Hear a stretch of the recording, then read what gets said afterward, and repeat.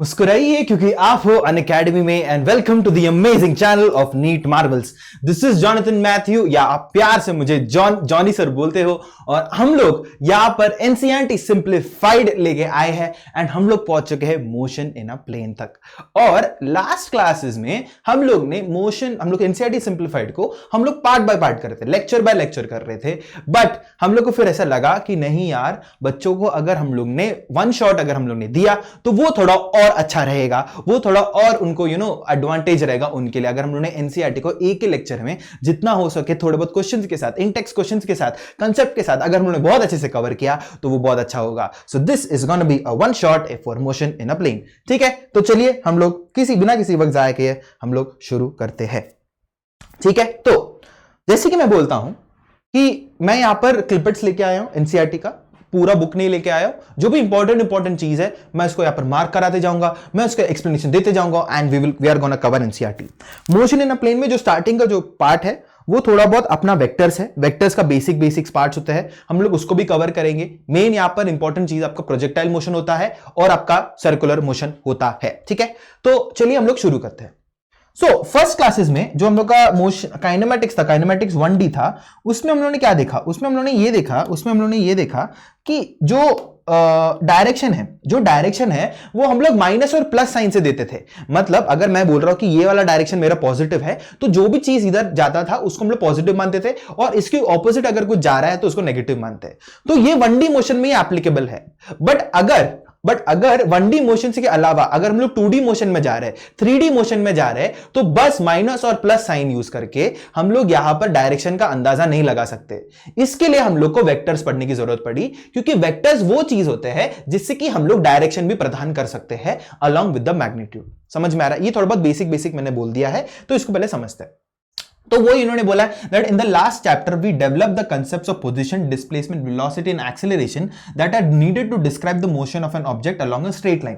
तो ये वाला जो पार्ट है हम लोग ने काइनेमैटिक्स 1D में हम लोग ने कवर कर लिया था। इतना वाला जो पार्ट है हम लोग ने कवर कर लिया था, इतना बात हम लोग को समझ में आ गया। और फिर उन्होंने यही बोला that plus and minus sign यहां पर जो है वो डायरेक्शन को सिग्निफाई करता है, यहां पर। ओके, बट यहां पर जब भी हम लोग टू डायमेंशन या 3 डायमेंशन की बात करते हैं, बस प्लस और माइनस साइन से हम लोग को कुछ नहीं होने वाला है कि नहीं? बस प्लस और माइनस साइन से हम लोग पूरी तरह से डायरेक्शन को सिग्निफाई नहीं कर सकते। उसके लिए हम लोग को यहां पर वेक्टर्स का यूज पड़ा। समझ में आ रहा है? ओके, तो उससे पहले वेक्टर्स जानने से पहले हम लोग को वेक्टर्स का बेसिक समझने आना पड़ेगा, है ना? फिर हम लोग ने सीखा था कि 2 टाइप के फिजिकल क्वांटिटीज होते हैं, एक स्केलर क्वांटिटीज होता है और अपना वेक्टर क्वांटिटीज होता है कि नहीं? स्केलर क्वांटिटीज हम लोग ने सीखा था कि बस मैग्नीट्यूड होता है, छोटे क्लासेस में सीखा है। वेक्टर्स में सीखा कि हम लोग मैग्नीट्यूड भी होता है, डायरेक्शन भी होता है ना? तो ये सब बातें हम लोग ने देखी थी। ओके, तो ये बेसिक उन्होंने बस अपना जिस्ट दिया है कि हम लोग क्या क्या करने वाले। फिर इन लोग पूरा प्रोजेक्टाइल मोशंस के बारे में बात करते हैं। फिर यहां पर सर्कुलर मोशन क्या है वो भी अपना एक एग्जांपल हो जाता है मोशन इन अ प्लेन का। समझ में आ रहा है? ओके सर, हम लोग को इतना बात समझ में आ गया। अभी हम लोग आगे बढ़ सकते हैं, हम लोग ने परमिशन आपको दे दी है। ओके, तो चलो हम लोग अभी थोड़ा और समझते हैं कि ये मोशन इन अ प्लेन मतलब एग्जैक्टली है क्या। Motion in a plane exactly है क्या, हम लोग इसको थोड़ा और समझते हैं। ठीक है, चलो पीपल, इसको समझना शुरू कर लेते हैं। तो जब भी मैं मोशन इन अ प्लेन की बात करता हूं, ठीक है, मोशन इन अ प्लेन की बात करता हूं, मोशन इन प्लेन की बात करता हूं, हम लोग को सबसे पहले ये प्लेन शब्द हमको समझना है। प्लेन शब्द एग्जैक्टली क्या है, ये प्लेन शब्द क्या दर्शाता है, हम लोग को समझना है ये प्लेन क्या है एग्जैक्टली। अभी अगर आप ध्यान दोगे, ये प्लेन जो है ना, ये प्लेन जो है 2 एक्सिस से बनाता है। क्या है? 2 एक्सिस से बनाता है, 2 एक्सिस। ठीक है, मतलब देखो ये 2 एक्सिस से बन सकता है, 2 एक्सिस से बन सकता है। एक है आपका एक्स वाई एक्सिस हो सकता है, एक आपका वाई जेड हो सकता है, एक आपका एक्स जेड हो सकता है। मतलब ये क्या है? देखो, अगर मैं यहां पर बोलूं कि ये मेरा मोबाइल फोन है, ठीक है, ये मेरा मोबाइल फोन है, तो ये मेरा प्लेन बनेगा। क्यों? ये मेरा एक्स एक्सिस है और ये मेरा वाई एक्सिस है। ये एक्सिस की वजह से जो एरिया बन रहा है उसको मैं प्लेन बोल रहा हूं। मतलब किसी भी 2 एक्सिस की वजह से जो प्लेन एरिया बन रहा है उसको मैं प्लेन बोल सकता हूं। समझ में आ रहा है? ओके, मतलब क्या है, थोड़ा और फील चाहिए। मतलब समझो ये मेरा वाई एक्सिस है, ये मेरा एक्स एक्सिस है, ये मेरा एक्स है, ये मेरा वाई है। तो ये वाला जो एरिया बन रहा है, ये मेरा एक्स वाई प्लेन होता है। ये मेरा एक्स वाई प्लेन होता है। वैसे ही अगर मैं बोलूं ये मेरा एक्स एक्सिस है और ये मेरा जेड एक्सिस है, मतलब अंदर की तरफ जा रहा है, अंदर की तरफ, तो ये वाला जो है ये मेरा एक्स जेड प्लेन है, ये मेरा एक्स जेड प्लेन है, ये एक्स जेड प्लेन है। समझ में आ रहा है? वैसे ही अगर आपकी फर्श भी आपकी जो फ्लोरिंग होती है वो भी आपका एक प्लेन होता है, क्योंकि ये भी आपका दो एक्सिस से बना होता है। इसको आप एक्स बोलोगे, इसको आप वाई एक्सिस बोल सकते हो या जेड एक्सिस बोल सकते हो। समझ में आ रहा है? ये होता है प्लेन। तो मोशन इन अ प्लेन मतलब क्या होता है? मोशन इन अ प्लेन मतलब जो भी मोशन को आप प्लेन में ड्रॉ कर सकते हो या विजुअलाइज कर सकते हो, उसको हम लोग बोलते हैं मोशन इन अ प्लेन। अभी आप बोलोगे सर्कुलर मोशन फिर प्लेन मोशन कैसे हुआ? देखो सिंपल सी बात है, अगर मैं यहां पर सर्कल को यहां पर मैं प्लेन में बना पा रहा हूं, ये भी तो एक प्लेन है, ये बोर्ड भी तो एक प्लेन है, ये प्लेन में मैं एक सर्कल को बना पा रहा हूं और मैं यहां पर बोल पा रहा हूं ना, यहां पर मैं ऐसा बोल पा रहा हूं, ये एक पार्टिकल है और ये ऐसे सर्कल में ऐसा घूमते बैठ रहा है, ये सर्कल में ऐसा घूमते बैठ रहा है, ये सर्कल में ऐसा घूमते बैठ रहा है। तो यहां पर मैं सर्कुलर मोशन को एक प्लेन में मैं यहां पर विजुअलाइज कर पा रहा हूं, तो ये विजुअलाइज कर पा रहा हूं, उसके लिए मैं यहां पर सर्कुलर मोशन को मोशन इन अ प्लेन में पढ़ पा रहा हूं। क्या मुझे इतनी सी बात समझ में आ रही है? हाँ जी, समझ में आ रही है? तो प्लीज लाइक शेयर सब्सक्राइब करने देना और कमेंट डाउन कर देना कि आपको क्या क्या चाहिए। आगे बढ़ते हैं। तो अभी हम लोग बात करते हैं स्केलर्स और वेक्टर्स के बारे में। स्केलर्स जैसे हम लोग को मालूम है बस मैग्नीट्यूड से डिराइव करता है। बस आपके क्या किससे आपका होता है? मैग्नीट्यूड होता है, बस मैग्नीट्यूड होता है। तो देखो यहां पर उन्होंने बस बोला कि the difference between a scalar and a vector is direction. बस डायरेक्शन होता है। क्या होता है कि वेक्टर्स में आपका डायरेक्शन होता है but not with a scalar में आपका डायरेक्शन नहीं होता है। स्केलर में जस्ट मैग्नीट्यूड होता है। अभी आप बोलोगे ये मैग्नीट्यूड क्या है? बताते कोई इशू नहीं। देखो तो एक धीरे धीरे हम लोग जाएंगे, कोई इशू नहीं है। अ स्केलर क्वांटिटी, अभी इन्होंने डिफाइन किया स्केलर क्वांटिटी को।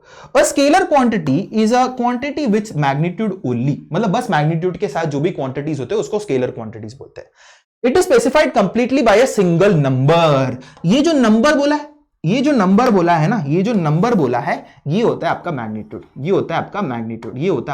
मतलब क्या? मैग्नीट्यूड मतलब अगर मैं यहां पर बोल रहा हूं कि 10 अगर मैं बोल रहा हूं समझो 2 किलो अगर मैं बोल रहा हूं, तो यहां पर ये जो 2 है ना, ये तो एक नंबर हुआ, ये आपका एक नंबर हुआ कि नहीं? हाँ जी, नंबर हो गया।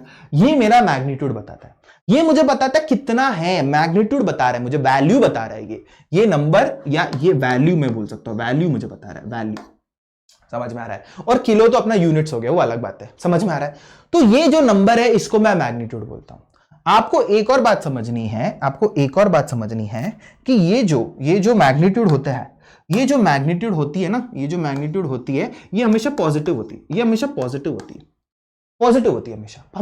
होती है। मतलब अगर आप बोलोगे कि नहीं सर हम लोगों ने देखा है कभी कभी -2 न्यूटन फोर्स सब होता है इसमें, तो उसमें माइनस क्या होता है? नहीं, उसमें मैग्नीट्यूड अभी भी 2 न्यूटन का है। उधर जो माइनस साइन है वो बस सिग्निफाई कर रहा है डायरेक्शन क्या है, अगेन बस डायरेक्शन को दर्शा रहा है वो। समझ में आ रहा है? आपको समझ में आ रहा है? ठीक है, ओके सर, समझ में आ गया। तो यहां पर हमको इतना समझ में आ गया। तो आपको अगर मुझे इसमें थोड़ा एक्स्ट्रा इसमें लिखना है, एक्स्ट्रा नहीं मतलब इसको थोड़ा अच्छे से लिखना है, तो आप फिजिकल क्वांटिटीज को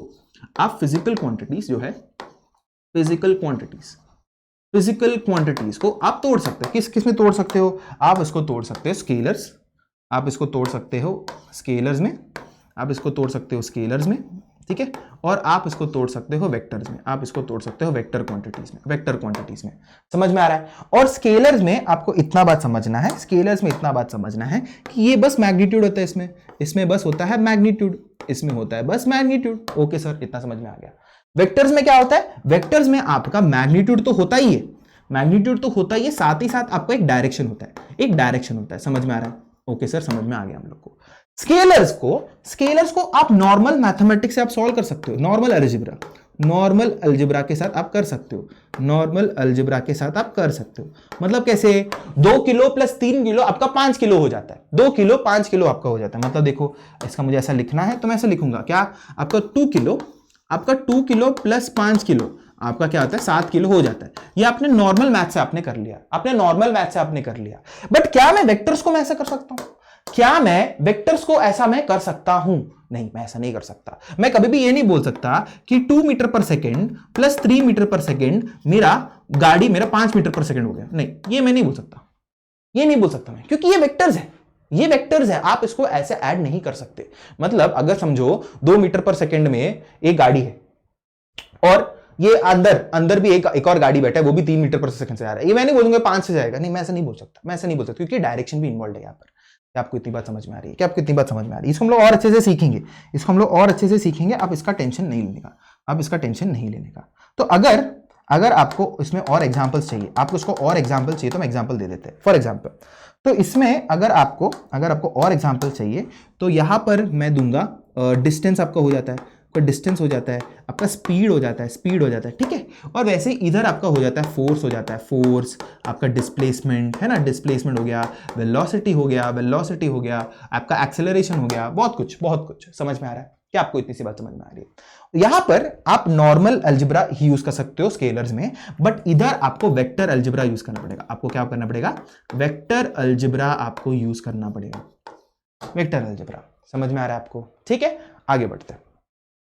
अभी हम लोग यहाँ बात करते हैं वेक्टर क्वांटिटी के बारे में। वेक्टर क्वांटिटी की हम लोग और अच्छे से बात करना चाहते हैं, ठीक है, बात कर लेते हैं। So vector quantity is a quantity that has both magnitude and direction. ये तो हमने डिस्कस कर लिया है। And obeys the triangle law of addition और equivalently the parallelogram law of addition. अभी आप बोलोगे भाई ये क्या बात बोला, ये क्या बात बोला, कौन सा लॉ, ट्रायंगल लॉ, पैरेललोग्राम, ये क्या होता है हमको नहीं मालूम, बता देंगे, आगे आएगा, टेंशन मत लो। So vector is specified by giving its magnitude। मतलब वेक्टर को क्या होता है, उसके मैग्नीट्यूड होता है by a number and उसके डायरेक्शन के साथ। तो वेक्टर क्वांटिटी क्या होता है? स्केलर क्वांटिटी होता ही है, बट साथ ही साथ उसके साथ एक डायरेक्शन होता है, उसको हम लोग वेक्टर क्वांटिटी बोलते हैं। So some physical quantities that are represented by vectors are displacement, velocity, acceleration and force। ठीक है, ये सब हम लोगों ने एग्जांपल्स पहले से देख लिया था। फिर टू रिप्रेजेंट अ वेक्टर। अच्छा, अभी यहां पर हम लोग रिप्रेजेंटेशन ऑफ वेक्टर्स की बात कर रहे हैं, यहां पर रिप्रेजेंटेशन ऑफ वेक्टर्स की बात कर रहे हैं। तो देखो इधर देख लो, वेक्टर्स को हम लोग रिप्रेजेंट कैसे करते हैं, हम लोग ध्यान देते हैं। चलो वेक्टर्स को हम लोग कैसे रिप्रेजेंट करते हैं, हम लोग ध्यान देते हैं। वेक्टर्स को यहां पर कैसे रिप्रेजेंट करते हैं वो ध्यान देंगे। चलो, तो वेक्टर्स है ये, है ना। वेक्टर्स को कैसे करते हैं देखो, वेक्टर्स में आप इतना बात समझ लो कि आपका आप एरो से रिप्रेजेंट करते हो, उतना हम लोग को बात समझ में आ गया, ठीक है। स्केलर क्या होता है, वेक्टर्स क्या होता है, आपका मैग्नीट्यूड और डायरेक्शन दोनों होता है। तो यहां पर आप इसको एक एरो से रिप्रेजेंट करते हो। किससे रिप्रेजेंट करते हो? एरो से रिप्रेजेंट करते हो, ठीक है, एरो से रिप्रेजेंट करते हो, ठीक है। तो अगर समझो मुझे यहां पर दिखाना है 4 न्यूटन का कुछ तो मुझे फोर्स दिखाना है, 4 न्यूटन का मुझे कुछ तो फोर्स दिखाना है राइट डायरेक्शन में, ठीक है। तो मैंने यहां पर एक एरो बना दिया, मैंने एरो बना दिया, और यहां पर ये जो होता है, ये होता है मेरा head of the vector, head होता है, हेड। और अगर ये हेड है तो इसको मैं क्या बोलूंगा, इसको मैं बोलूंगा टेल ऑफ द वेक्टर, इसको मैं बोलूंगा टेल ऑफ द वेक्टर। और ये मुझे 4 न्यूटन का मुझे फोर्स दिखाना है, 4 न्यूटन का फोर्स। तो ये एरो का जो लेंथ होता है ना, वो मेरा मैग्नीट्यूड होता है, मतलब इसकी बात बोलना क्या चाहता हूं मैं, कि ये जो रहेगा, ये होगा मेरा 4 यूनिट्स लॉन्ग, ये होगा मेरा 4 यूनिट्स लॉन्ग। और अगर मुझे इसको रिप्रेजेंट करना है, मैं इसको ऐसा लिखूंगा that this is a F vector. मतलब एक कैपिटल लेटर ले लो या स्मॉल लेटर ले लो या कुछ भी ले लो, या अगर समझो मैंने इसको नाम दिया ए बी, तो मैं बोल सकता हूं F vector is equal to A B vector, मैं बोल सकता हूं। समझ में आ रहा है? आपको समझ में आ रही है? क्या आपको बात यहां पर क्लियर हो चुकी है? ठीक है, क्या आपको बात यहां पर क्लियर हो चुकी है? समझ में आ रहा है आपको? क्या आपको इतना समझ में आया? तो हम लोग ने यहां पर वेक्टर्स को बेसिकली हम लोगों ने थोड़ा पढ़ लिया है। तो अगर समझो यहां पर मेरे पास एक और फोर्स है जो 5 न्यूटन का है, तो इससे मुझे क्या समझेगा कि मेरा जो मैग्नीट्यूड है, यहां पर जो लेंथ होगा वो उससे ज्यादा होगा। मतलब बेसिकली ऐसा कुछ होगा, 1 यूनिट ज्यादा हो जाएगा, 1 यूनिट यहां पर ज्यादा हो जाएगा। तो ये होगा मेरा 5 न्यूटन का यहां पर होगा। ये समझ में आ रहा है? 5 न्यूटन का यहाँ पर होगा। तो ये हम लोग ने यहाँ पर समझ ली है। तो अगर मुझे नाम देना है, तो मैं क्या नाम दूंगा इसको, मैं कुछ F1 नाम देता हूं, F1, और उसके ऊपर एक एरो बना दो, ये मेरा वेक्टर हो जाएगा। अगर मुझे इसका मैग्नीट्यूड लिखना है, तो मैं यहाँ पर ऐसे 2 डंडे लगा दूंगा, ये होता है मेरा मॉड, या मैग्नीट्यूड होता है। आप कोई भी वेक्टर में, मतलब समझो ये मेरा वेलोसिटी है, ये मेरा वेलोसिटी होता है। हम लोगों ने पता है कि वेलोसिटी मेरा क्या होता है, एक वेक्टर क्वांटिटी होता है। अगर और उसका स्केलर क्या होता है, मैग्नीट्यूड मेरा स्पीड होता है। तो अगर आपको स्पीड को दर्शाना है, इसमें बस 2 डंडे लगा दो, तो ये मेरा स्पीड हो जाएगा। क्या आपको इतनी सी बात समझ में आ गई है? ठीक है, समझ में आया? हम लोग ने यहां पर अभी वेक्टर्स को कैसे रिप्रेजेंट करते हैं, हम लोग ने ये बात समझ ली है। हम लोग आगे बढ़ सकते हैं, ठीक है। Position and displacement vector.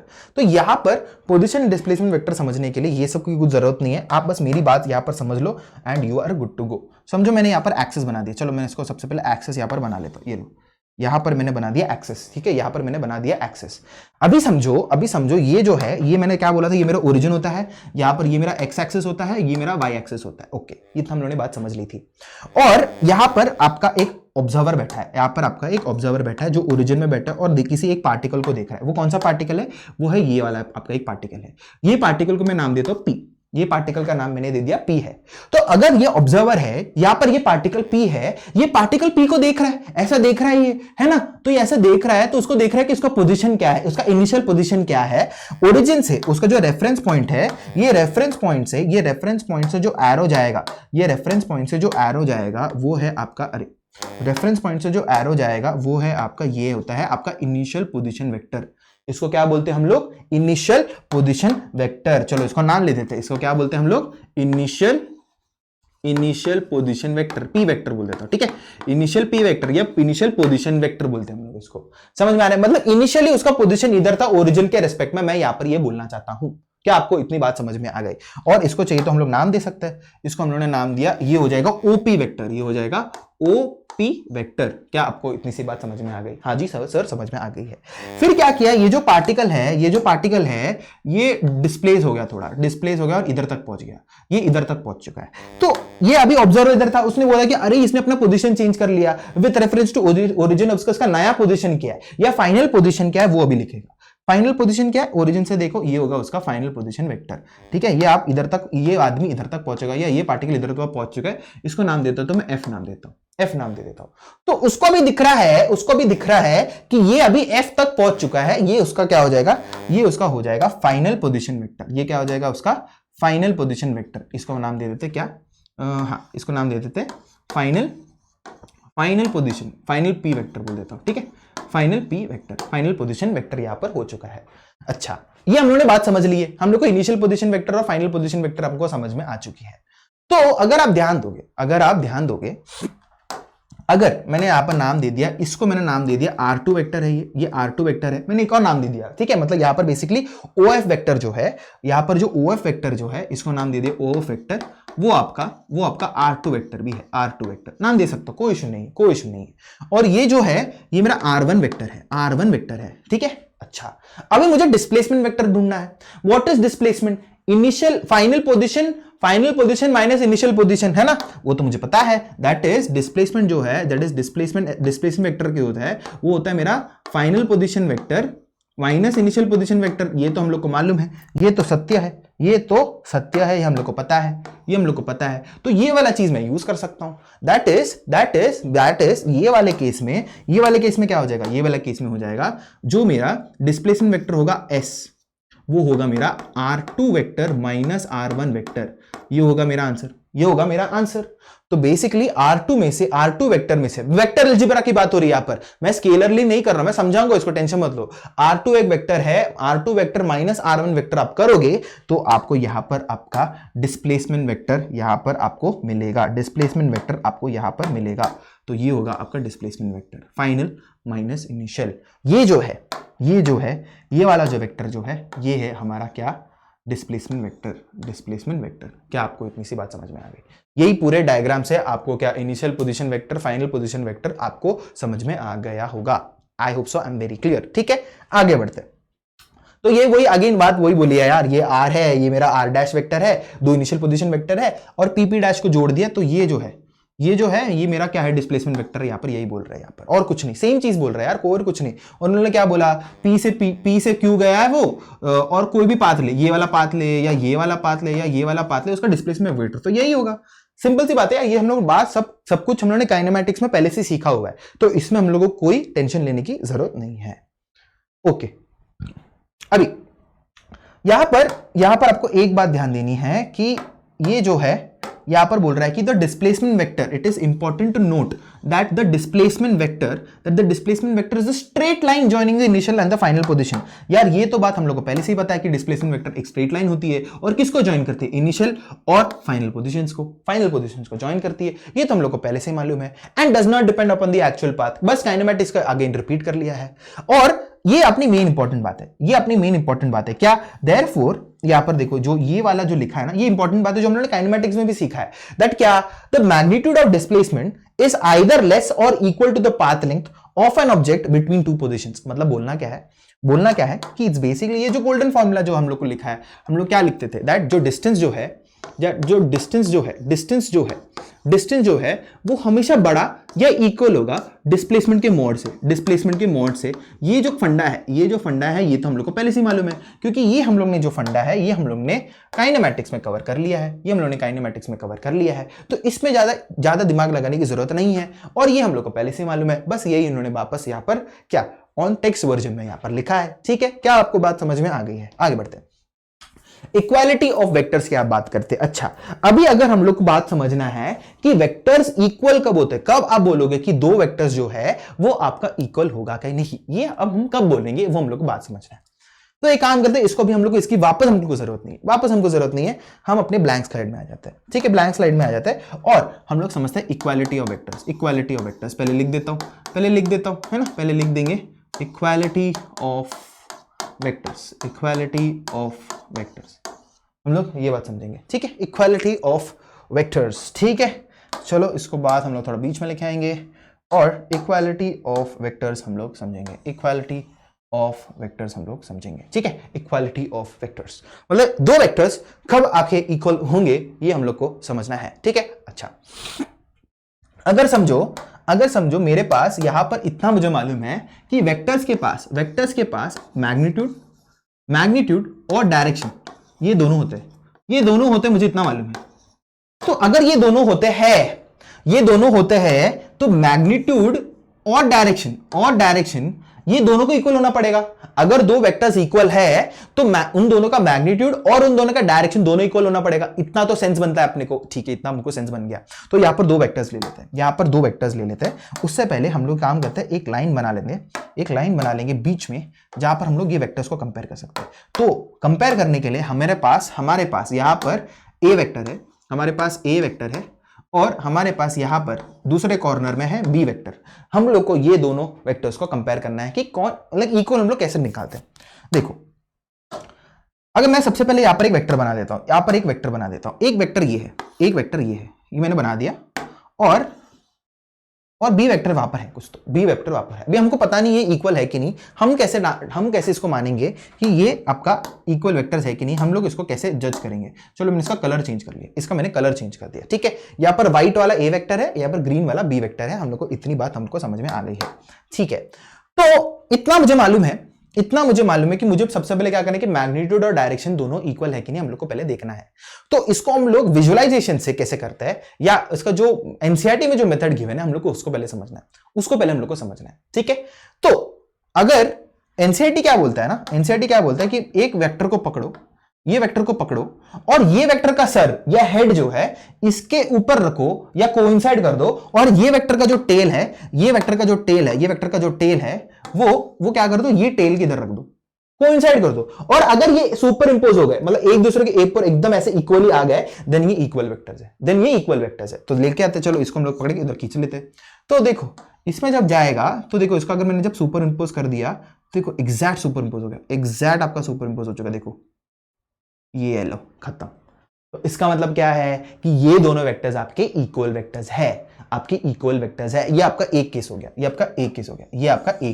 क्या आपको इतनी बात समझ में आ गई है? तो अभी हम लोग काम करते हैं, हम लोग है किधर, हाँ जी, हम लोग एक काम करते हैं, अभी हम लोग अनइक्वल वेक्टर्स की बात करते हैं। तो ठीक है, इधर पहले लिख देते हैं कि ये वाले केस में आपका ए वेक्टर, ये वाले केस में आपका ए वेक्टर बी वेक्टर के इक्वल है। क्यों इक्वल है? क्योंकि इनका जो मैग्नीट्यूड और डायरेक्शन जो है यहां पर इक्वल है। अभी हम लोगों ने विजुअलाइजेशन से किया, अभी इसको मैथमेटिकली करना है। वो कैसे करेंगे हम लोग सीखेंगे, कोई इसका टेंशन मत लो। अभी हम लोग अनइक्वल वेक्टर्स लेते हैं यहाँ पर, ठीक है, अनइक्वल वेक्टर्स लेते हैं। देखो तो यहाँ पर समझो मैंने यहाँ पर एक वेक्टर बना दिया, कुछ समथिंग लाइक दिस, ठीक है। तो अगर आप अभी ये वेक्टर को, आप इसको हेड और टेल को आप कोइंसाइड करने जाओगे, तो देखो यहाँ पर मैंने टेल कोइंसाइड कर लिया, बट हेड तो कोइंसाइड कर ही नहीं रहा है। यहाँ पर कुछ और ही दिखा रहा है डायरेक्शन, और मैग्नीट्यूड भी आपका डिफरेंट है। मैग्नीट्यूड भी आपका डिफरेंट है। तो ये वाले केस में आप बोलोगे, ये वाले आप केस में बोलोगे दैट आपका ए वेक्टर जो है वो is not equal to B vector. क्या आपको इतनी सी बात समझ में आ गई है? इक्वालिटी ऑफ वेक्टर्स क्या आपको यहां पर समझ में आ गई है? हाँ जी सर, हमको समझ में आ गई है, आप आगे बढ़ सकते हो। ठीक है, आगे बढ़ते हैं। ओके चलो, अभी multiplication of vectors by real numbers. अच्छा, अभी ये वाला भी टॉपिक जो है ना, अगेन वेक्टर्स को हम लोग बेसिक से हम लोग कर रहे हैं, कोई इश्यू इसमें नहीं है, हम लोग और ठंडा लेके एकदम करेंगे, आप टेंशन मत लो। ठीक है, अच्छा यहां पर सबसे पहले हम लोग बात करते हैं कि वेक्टर है, एक वेक्टर को अगर आपने एक रियल नंबर लैम्डा, अगर आपने वेक्टर को एक रियल नंबर लैम्डा से मल्टीप्लाई किया तो इसमें आपका क्या चेंज हो सकता है, हम उसकी बात करते हैं। क्या चेंज हो सकता है, हम उसकी बात करते हैं।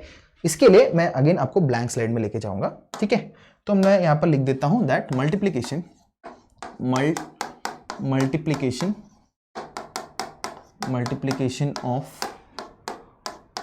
ऑफ रियल नंबर वेक्टर्स के केस में। ठीक है, मल्टीप्लिकेशन ऑफ रियल नंबर। ठीक है, इसको हम लोग बात समझते हैं कि क्या बोलना चाहता है। तो समझो यहां पर मेरे पास एक वेक्टर है, यहां पर मेरे पास एक वेक्टर है, ये मेरा एक वेक्टर है और ये वेक्टर को मैंने नाम दे दिया, ये वेक्टर को मैंने नाम दे दिया ए वेक्टर। ए वेक्टर यहां पर है, ए वेक्टर है यहां पर। ठीक है, और इसका जो मैग्नीट्यूड है वो मुझे पता है, यहां पर मैं लिख देता हूं दैट इज ए वेक्टर का जो मैग्नीट्यूड होगा, ऐसा डंडा बना दिया, ये है मेरा 2, ये है मेरा 2 यहां पर, ये है मेरा 2 यहां पर। मैंने क्या कर दिया, ये वेक्टर को मैंने मल्टीप्लाई किया 3 से, ये वेक्टर को मैंने मल्टीप्लाई किया 3 से, और मैंने ये वाले वेक्टर को मैंने मल्टीप्लाई किया हाफ से, और मैंने मल्टीप्लाई किया ये वाले वेक्टर को, यहां पर मैंने मल्टीप्लाई किया एक, यहां पर मैंने मल्टीप्लाई किया एक वेक्टर को -2 से मैंने मल्टीप्लाई किया। तो यहां पर मैंने एक पॉजिटिव नंबर से मल्टीप्लाई किया है, और यहां पर मैंने एक फ्रैक्शन से मैंने मल्टीप्लाई किया है, और यहां पर मैंने एक नेगेटिव नंबर से भी मैंने यहां पर मल्टीप्लाई कर दिया है। तो अभी हम लोग देखते हैं कि ये वेक्टर को क्या क्या चेंजेस आ सकते हैं इसमें। सबसे पहले इंटू 3 की बात करते हैं। अगर मैं इंटू 3 की बात करूं, अगर आप देखोगे यहां पर 3 क्या है, एक स्केलर क्वांटिटी है, यहां पर ए एक क्या है, एक वेक्टर क्वांटिटी है जिसमें स्केलर मैग्नीट्यूड और डायरेक्शन दोनों है। तो अगर मैंने एक मैग्नीट्यूड को अगर एक वेक्टर के साथ मल्टीप्लाई किया तो क्या आपके डायरेक्शन में फर्क आना चाहिए? लॉजिकली क्या बोलता है, नहीं आना चाहिए, सिंपल सी बात है। मैंने मैग्नीट्यूड से मल्टीप्लाई किया तो मैग्नीट्यूड में फर्क आना चाहिए, डायरेक्शन में क्यों फर्क आएगा? तो अगर यहां पर मैग्नीट्यूड उसका 2 है और मैंने उसे 3 से मल्टीप्लाई कर लिया है, तो जो नया वेक्टर जो बनेगा उसका जो मैग्नीट्यूड होगा वो होगा 6, 2 into 3 6, बट डायरेक्शन अभी भी उस तरफ होगा। तो जो नया वेक्टर बनेगा, वो समथिंग लाइक दिस बनेगा। अरे, जो नया वेक्टर बनेगा वो बनेगा समथिंग लाइक दिस। तो इसका जो मैग्नीट्यूड होगा, अभी जो नया वेक्टर समझो मैंने बोल दिया ए डैश वेक्टर है, ये ए डैश वेक्टर है, और इसका जो मैग्नीट्यूड होगा ए डैश वेक्टर का जो होगा वो होगा 6। क्या आपको इतनी सी बात समझ में आ गई? ओके, अभी हम लोग हाफ की तरफ बढ़ते हैं। सेम हाफ में भी आपका वही होगा कि ये पहले 2 था, मैंने मैग्नीट्यूड में आधा मल्टीप्लाई कर दिया, तो मैग्नीट्यूड में फर्क पड़ना चाहिए, डायरेक्शन में नहीं पड़ना चाहिए। तो पहले 2 था, अभी बस 1 बन जाएगा, तो इसका मतलब बेसिकली मैग्नीट्यूड छोटा हो जाएगा। तो ये हो गया 1, ये एक वेक्टर बना दिया मैंने, और ये समझो मेरा हो गया ए डबल डैश, अरे ये हो गया मेरा ए डबल डैश वेक्टर है ये, और इसका जो मैग्नीट्यूड है, ए डबल डैश वेक्टर का जो मैग्नीट्यूड है वो हो जाएगा मेरा 1, क्योंकि मेरा 2 का मैंने हाफ कर दिया यहां पर। क्या आपको इतनी सी बात समझ में आ गई? अभी जो कंसेप्ट है ना, जो चेंजेस होता है वो आपका बन जाता है अभी ये वाले केस में, नेगेटिव वाले केस में। तो नेगेटिव वाले केस में क्या हो रहा है कि मेरे अगेन मैग्नीट्यूड में, मैं एक्चुअली रियल नंबर ही मल्टीप्लाई कर रहा हूं, मेरे मैग्नीट्यूड में तो फर्क पड़ना नहीं चाहिए, तो बस मैग्नीट्यूड ले लो। मैग्नीट्यूड क्या है? -2 का +2। देखो -2 नहीं है, +2 है, मैग्नीट्यूड हमेशा पॉजिटिव होना चाहिए। तो -2 का मैग्नीट्यूड क्या है? 2। तो 2 से 2 आप मल्टीप्लाई करो तो क्या आना चाहिए? 4 आना चाहिए। तो बेसिकली इसका डबल आना चाहिए, तो डबल बना देते। चलो, ये हो गया मेरा डबल, ठीक है, इसका मैंने ठीक डबल बना दिया हूं। तो अभी माइनस साइन का देखते हैं। माइनस साइन क्या बोलता है? माइनस साइन हमेशा डायरेक्शन को सिग्निफाई करता है। तो अगर ये तरफ 2 था, मतलब ये तरफ अगर इसका +2 था, और अगर मैंने सब माइनस साइन से मल्टीप्लाई कर दिया है, तो इट्स बेसिकली ये बंदे का मैग्नीट्यूड अभी भी 4 है, बट माइनस साइन होने के कारण ये पूरा फ्लिप हो जाएगा। तो ये वेक्टर को अगर मैंने नाम दे दिया, समझो इसको वेक्टर को नाम दे दिया A3 नाम दे देते, A3। तो A3 वेक्टर जो है, A3 वेक्टर जो है वो अभी भी A3 है, और इसका जो मैग्नीट्यूड है, इसका जो मैग्नीट्यूड है, आप अभी भी इसको बोलोगे कि 4 ही है, 4 ही है। समझ में आ रहा है? समझ में आ रहा है? ठीक है, ये इसका मैग्नीट्यूड है और ये वेक्टर है, डायरेक्शन चेंज हो गया। क्या आपको इतनी सी बात समझ में आ गई है? ये जो पेज में बोला गया है वो बेसिकली यही है जो मैंने एक्सप्लेन आपको किया है। क्या आपको इतनी सी बात समझ में आ गई? क्या आपको इतनी सी बात समझ में आ गई? यस पीपल, ठीक है, आगे बढ़ते हैं। फिर बात आती है कि हम लोग यहां पर यूज कब करते हैं, यहां पर भी यूज कब करते हैं। देखो एक्चुअली आप देखोगे तो देखो एनसीईआरटी में एक्चुअली यही गिवन है, ये सब जो भी मैंने आपको समझाया, ए को 2 से मल्टीप्लाई किया तो डबल हो गया, ए को हम लोगों ने -a कर दिया तो डायरेक्शन चेंज हो गया, 1.5 से मल्टीप्लाई किया तो 1.5 गुना बढ़ जाएगा, बट -a करके तो ऑपोजिट डायरेक्शन में चला जाएगा। बात खत्म। अभी हम बात करते हैं हम लोग यहां पर यूज कब करते हैं। हम लोग को पता है कि वेलोसिटी जो है वो एक वेक्टर क्वांटिटी है, डिस्प्लेसमेंट जो है वो एक वेक्टर क्वांटिटी है, बट टाइम जो है वो एक स्केलर क्वांटिटी है। उसके लिए हम लोग टी के ऊपर एरो नहीं लिखते। और इसका जो रिलेशन क्या है, इसका रिलेशन है displacement is equal to velocity by time, मतलब displacement is equal to velocity divided by time. मतलब अब इसमें अगर आप ध्यान दोगे, अगर मैंने इसको वेलोसिटी बाय टाइम को जो है, ठीक है, एक काम करते हैं, अगर समझो मैंने वेलोसिटी डिवाइड बाय टाइम है, मैंने इसको एक स्केलर क्वांटिटी टाइम के साथ मल्टीप्लाई कर दिया, तो यहां पर मुझे क्या आ रहा है, यहां पर मुझे एक वेक्टर क्वांटिटी आ रहा है, क्या, वेलोसिटी। समझ में आ रहा है? बेसिकली लोग यही बोल रहे कि अगर आपने डिस्प्लेसमेंट को ये जो चीज है, ये तो मेरा डिस्प्लेसमेंट हो गया, ये मेरा डिस्प्लेसमेंट हो गया, ये डिस्प्लेसमेंट है। आपने एक वेक्टर क्वांटिटी को आपने एक स्केलर क्वांटिटी के साथ मल्टीप्लाई किया तो आपको एक वेक्टर क्वांटिटी, यहाँ पर एक वेलोसिटी वेक्टर क्वांटिटी आपको मिल गया। बेसिकली हम लोग वही बोलना चाहते हैं कि ये बेसिकली इसका यूज क्या किया हम लोगों ने। ठीक है, क्या आपको इतना समझ में आया? यस, बहुत ईजी था, उसके लिए ज्यादा दिमाग लगाने की जरूरत नहीं है। आगे बढ़ते हैं। फिर अभी हम लोग बात करते हैं ट्रायंगल लॉ और parallelogram law of vector addition की हम लोग बात करते हैं। ये ट्रायंगल लॉ और वेक्टर लॉ एग्जैक्टली है क्या? ये देखो, ये जो ट्रायंगल लॉ और वेक्टर लॉ जो है ना, ये पूरा फील की बात है, ये पूरी फील की बात है। आप समझो, बहुत फील की बात है और कुछ नहीं है। ठीक है, आप पूरा फील है और कुछ नहीं, मैं आपको बताता हूं।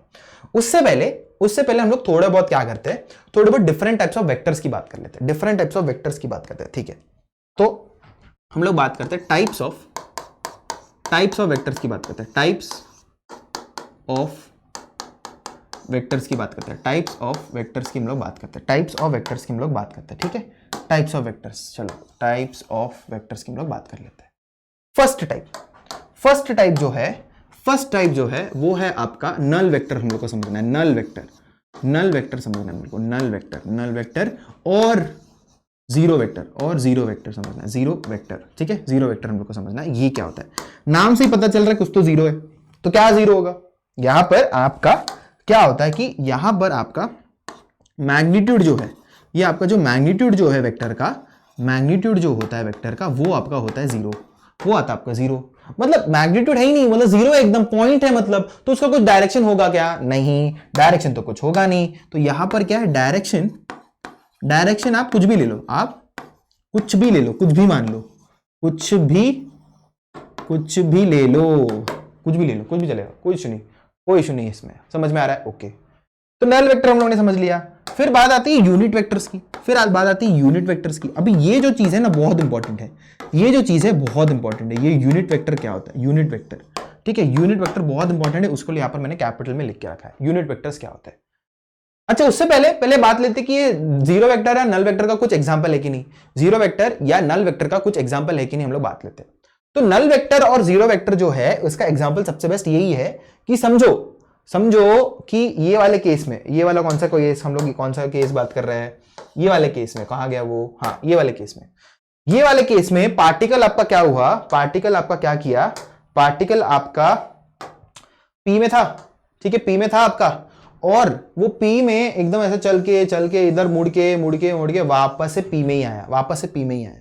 तो ये वाले केस में उसका डिस्प्लेसमेंट क्या होगा? जीरो। इनिशियल भी उधर ही है, फाइनल भी उधर ही है। तो यहां पर ये वाले केस में ये वाले केस में, कौन सा वाले केस में, जब भी आपका डिस्प्लेसमेंट जीरो हो जाता है, जब भी आपका डिस्प्लेसमेंट जीरो हो जाता है, जब भी आपका डिस्प्लेसमेंट जीरो हो जाता है, तो ये वाले केस में एग्जांपल अगर मुझे चाहिए, डिस्प्लेसमेंट, जो आपका डिस्प्लेसमेंट वेक्टर जब आपका जीरो हो जाता है, तो ये आपका एक नल वेक्टर होता है, ये आपका एक नल वेक्टर होता है। क्या आपको इतनी सी बात समझ में आ गई? ठीक है, ठीक है। अच्छा, अब हम लोग बात करते हैं यूनिट वेक्टर के बारे में। यूनिट वेक्टर, अच्छा अभी ये यूनिट वेक्टर क्या होता है? नाम से पता चल रहा है कुछ तो वन है, कुछ तो वन है, यस। तो यहां पर जो आपका मैग्नीट्यूड होता है, जो आपका जो मैग्नीट्यूड होता है, जो आपका मैग्नीट्यूड होता है, वो होता है आपका वन। इतना हम लोग को समझ में आ गया।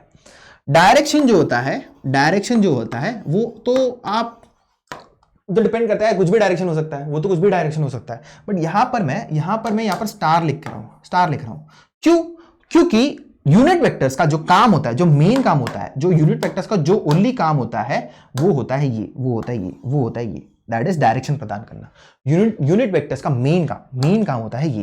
क्या होता है मेन काम? यूनिट वेक्टर्स का मेन काम होता है डायरेक्शन प्रोवाइड करना, डायरेक्शन प्रोवाइड करना होता है उनका मेन काम। क्या आपको इतनी सी बात समझ में आ गई है? क्या आपको इतनी सी बात समझ में आ गई? यूनिट वेक्टर्स को हम लोग और टच करेंगे, बट आप अभी तक के लिए इतना समझ के ले रहे हो। अच्छा, नेक्स्ट हम लोग बात करते हैं पैरेललोग्राम लॉ की, ट्रायंगल लॉ की, सॉरी ट्रायंगल लॉ की बात करेंगे हम लोग। क्या करेंगे हम लोग? ट्रायंगल लॉ की बात करेंगे, ट्रायंगल लॉ,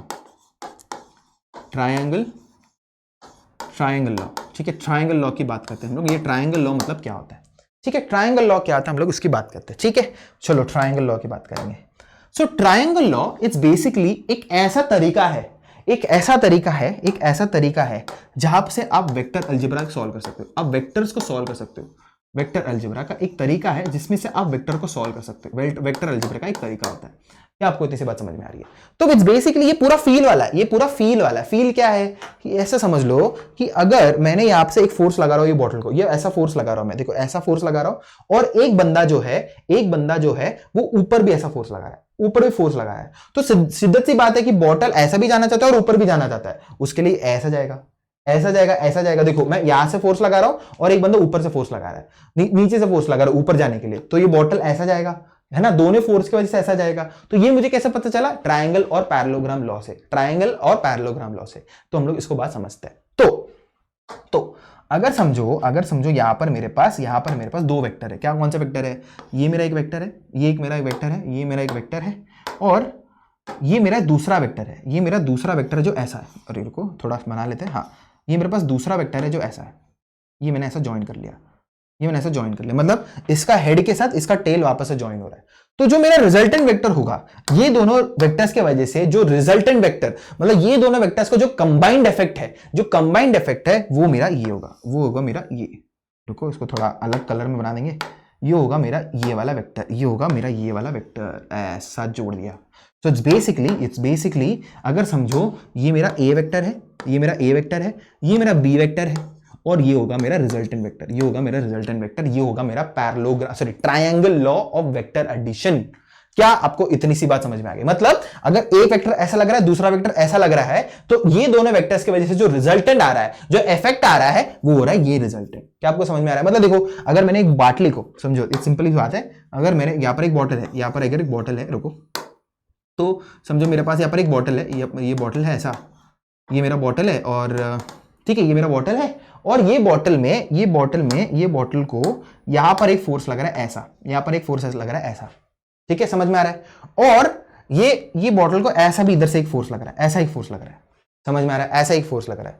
तो रुको इसको एक काम करते हैं, इसको एरो से बना लेते हैं। ऐसा एक फोर्स लग रहा है, यस ऐसा एक फोर्स लग रहा है, और ऐसा एक फोर्स लग रहा है, ऐसा एक फोर्स लग रहा है, समझ में आ रहा है। तो अगर आप इसका इफेक्ट देखोगे, ये बॉटल जाना किधर चाहता है, आप इसको कैसे कर सकते हो? आप ट्रायंगल लॉ से कर सकते हो। कैसे करने का? ये वेक्टर को उठा के आप ट्रायंगल लॉ पहले बनाओ, ऐसा पहले बना दो, और इन दोनों को जोड़ दो आप, और इन दोनों को जोड़ दो, तो ये होगा आपका रिजल्टेंट वेक्टर, ये होगा आपका resultant vector.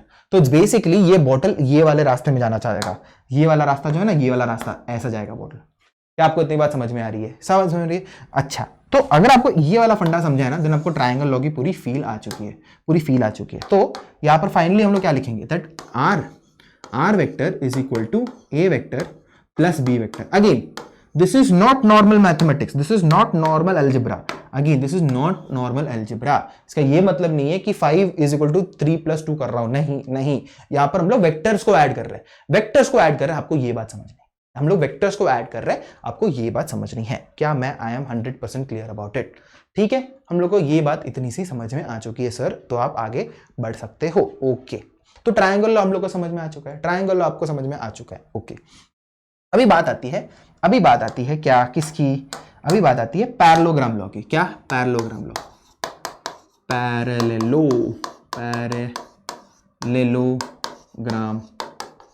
Law, parallelogram law, ठीक है, इसकी बात आती है। ठीक है, पैरेललोग्राम लॉ की बात करते हैं अभी हम लोग। ठीक है, अच्छा, पैरेललोग्राम लॉ की जब भी हमको बात करनी होती है तो हम लोग इसमें क्या समझेंगे, ध्यान देते हैं। Okay, parallelogram law it's basically ऐसे समझ लो, अगेन ये ना, अगर आपको असलियत में समझना है तो इतना समझ लो, ये जो ट्रायंगल लॉ है ना, ट्रायंगल लॉ जो है वो और ये एकदम चट्टे बट्टे, एकदम चट्टे बट्टे ठीक है, ये एकदम चट्टे बट्टे लोग, ये चट्टे बट्टे मतलब क्या है? दोनों एक ही थाली के चट्टे बट्टे हैं, दोनों में ज्यादा फर्क है नहीं, बस पर्सपेक्टिव का फर्क है। अभी आप बोलोगे ये क्या बात हुई, बोला बताते, देखो इट्स बेसिकली, अगर समझो मैंने यहाँ पर एक वेक्टर बना रहा हूँ, यहाँ पर मैं एक वेक्टर बना रहा हूँ, ये एक मेरा वेक्टर हो गया, ये एक मेरा वेक्टर हो गया, और दूसरा वेक्टर मैं बना रहा हूँ ऐसा, रुको, दूसरा वेक्टर मैं बना रहा हूँ ऐसा, ये मेरा दूसरा वेक्टर हो गया, ये मेरा दूसरा वेक्टर ऐसा हो गया। ठीक है, ये देखो ऐसा मैंने बना दिया, ये मैंने बना दिया, और उसको थोड़ा सा